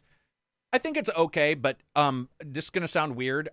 We were just talking about what you can pay attention to. Hardcore History is it's detailed. So listening to it, I don't retain a lot. It might be entertaining, but yep. Probably wouldn't like it. Pete, 89, $5 super chat. What game would make for a good movie or show? I think we've answered that a couple dozen yeah, we times, talked about that, like didn't we? A game. I mean, I still think the Batman Arkham games have better stories than most of the Batman cartoons and movies. I truly do. Yeah. I would rather see Asylum as a... Well, maybe Asylum became a cartoon or something, but I would rather see the Batman games as like a movie more than the movies, for sure. Just reading here. Oh, same. I love science, but I forget everything in minutes. Do we have anything else before we wrap this sumbitch up? I think that's about it. Cyberpunk 2077 anime is coming out. You're right, Grape. That will be exciting to see because the Blade Runner one I liked, even though I don't think anybody else liked it. The movie? I really liked it. No, Reg's pinky's up about the animation. TV series. He hates it. He hates it. I thought it was fine, but I'm not a connoisseur, obviously, as Reg is. So I don't watch a lot of anime. I thought it was fine. Whatever. Space Channel 5, gonna watch stupid sci-fi Riddick, Jupiter Rising. Dude, Jupiter Rising's awesome. I don't care what anybody says. Yeah, good movie. That movie was a blast, man. Okay. All right. Is that it? Go with Pitch Black over Riddick, though. Really? So I agree in the story, but I love Chronicles of Riddick feel of like Riff's Warhammer. Yeah. I liked the gothic dead guy, but I enjoyed it. I agree with you. Yeah. I think it's funny because I watched Pitch Black way back in the day without knowing any connection to anything else. And then way after watching Chronicles of Riddick, I came back to it and enjoyed it way more. With the context of that being a prequel. Does that make sense? No, that makes sense. Yeah. I also forget Riddick. Riddick is actually the third one. That's the one they made after Riddick is the third one. Which is almost sort of a repeat of Pitch Black. It very much is. Dude, come on. Yeah. You know, Vin Diesel did not try. We can basically do it with the almost. Yeah, it is. And I liked both those movies, but you're absolutely, when you watch Riddick, you're like, dude, a lot of the same. You know, he gets the dog, which I thought was awesome. And I love the actress from Battlestar in it. I really like all those movies, but dude, we've seen that before where you're like, this is pretty much just the same the same movie thing, you know. But again, I mean, Pitch Black was good, so yeah. And I like John Wick. Jurassic it's the Park, same. Right? It's Jurassic Park, dude. Always the same movie. Jurassic Park is identical except for the third one where the dinosaurs get fully out and like destroy, stations and stuff. I don't know how much. Always like, let's build a park. Oh, it goes wrong. Yeah. The next movie, let's build a park. Oh, dude, it goes wrong. Who's their disaster manager? Because you would just go, who's no. their insurance company? Yeah, who's their insurance company? You would just go, no. It's obviously this does not work. And they keep saying that like here's what's weird. We're doing it for the money, but have you noticed every time they're out of money? It's weird. It's like, it's no lie. If you track what they say, they're like, we did it, to show kids and it costs a lot of money, but I'm a billionaire. We're out of money. And you're like, well, if you're never making money from doing it, why do you try? We're on the 5th movie, right? Isn't this new one going to be the 5th or 6th? Where they're bringing everybody back. One coming. Dude, Laura Dern and what's his name are coming. Yeah. And Jeff Goldblum's been in all of them, right? Hasn't he? Jeff Goldblum's in some Laura way. Dern's coming back? Laura Dern is coming back, yeah. And what's his name? Sam Neill, right? Sam Neill is at the... Really? Yeah, Sam Neill's coming back, fully coming back. So it's which I'm excited. Kind of like the same stuff as like, oh, let's build another Death Star. Oh, dude. Not only that, but then later, let's make it even more immobile and put it in a planet. Right? Yes. It's like, who makes these plans? You would look at it and go, the Death Star could move around and it's still got its ass kicked. And they're like, well, let's just make it an entire fucking planet, man. That makes sense. Yeah, and put the shield generator on this little moon. Yeah. Biarga, I always mispronounce your name and I'm sorry. So I always call you Poth. I apologize. 179 super chat on Elden Ring Burnout. Any non-Souls suggestions? Fucking, we got a ton, man. You missed Gibbon, which is awesome. What other ones do we got? There's a ton of great non-Souls games out. Yeah. Citizen Sleeper, Songs of Conquest. Well, it depends also. Horizon Zero Dawn. I know some people jumped into Elden Ring and didn't do Horizon. Forbidden West, you mean, right? Yeah. Yeah. Yeah, there's a lot of really good games out. You just gotta. Although, I mean, Zero Dawn also quite good. Oh, dude, if you haven't played it. You didn't like the Frozen Wilds, though, right? Isn't that correct? You were not a fan of the DLC for Frozen Wilds. No, I thought it was okay. Okay. It just didn't. It wasn't like superb. I keep eating these mints, and they keep drying on my lip, so it looks like I'm like snorting cocaine with my mouth. Weird West, yes, Weird West, of course. Elix 2, no. Screwball, don't mess with him. Don't give him a bad suggestion. Don't do Elix 2. Do Elix 1, actually, if you're going to do an Elix game. Borderlands 3. Borderlands 3 is free on Epic. I think that's for free. Yep. Also you know? true. I mean, not a terrible game. It's just I don't think it captured the love. We're just still talking. I've tried to end this like 3 times. Let's wrap up this enchilada, dude. Why? Let's just go forever, man. Dude, you're talking to somebody who stays up 48 hours without an issue. Let's just you tell that to my bladder, bro. You're talking to someone who did a 24-hour No Man's Sky stream. Yeah, true. No Man's Sky, bro. If anybody can launch day. And do you know what's funny? When you guys mentioned that, Scotty and I joke. Scotty, he's been on the podcast once or twice, long term. He watched it, and it's so funny because he'll mention it randomly or I'll mention it, and I actually get sick again because I was sick in the last like 10 hours. I started to feel like, well, it wasn't great. And then I was just tired and you know, caffeine dryness. Do you ever get that where like you've got energy because of caffeine, but internally you're just a husk running on the chemical. Oh God. And it was coming to the end and I fell asleep for like 4 minutes. And somebody was like, dude, you're running into the wall. And I was like, whoa, fuck. I didn't fall asleep. You do it with your eyes open, though, where you're just like... Yeah. Uh-huh.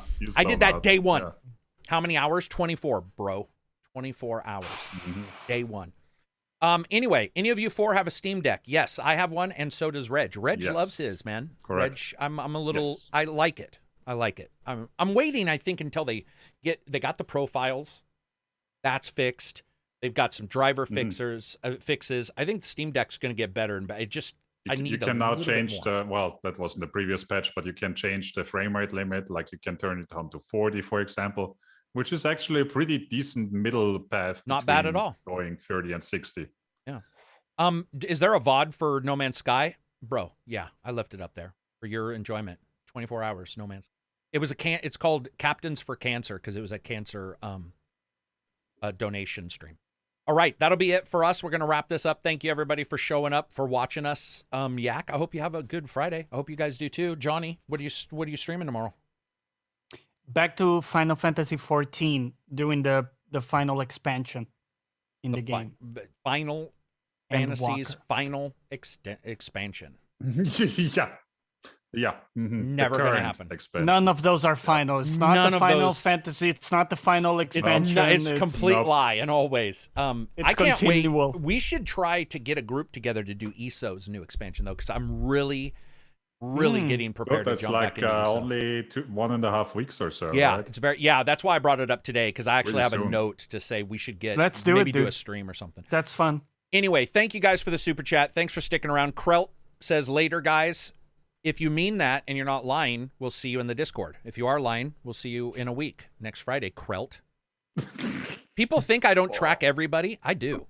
Anyway, you guys rock. Thank you very much for watching us. I hope you guys all have an awesome weekend. Peace out.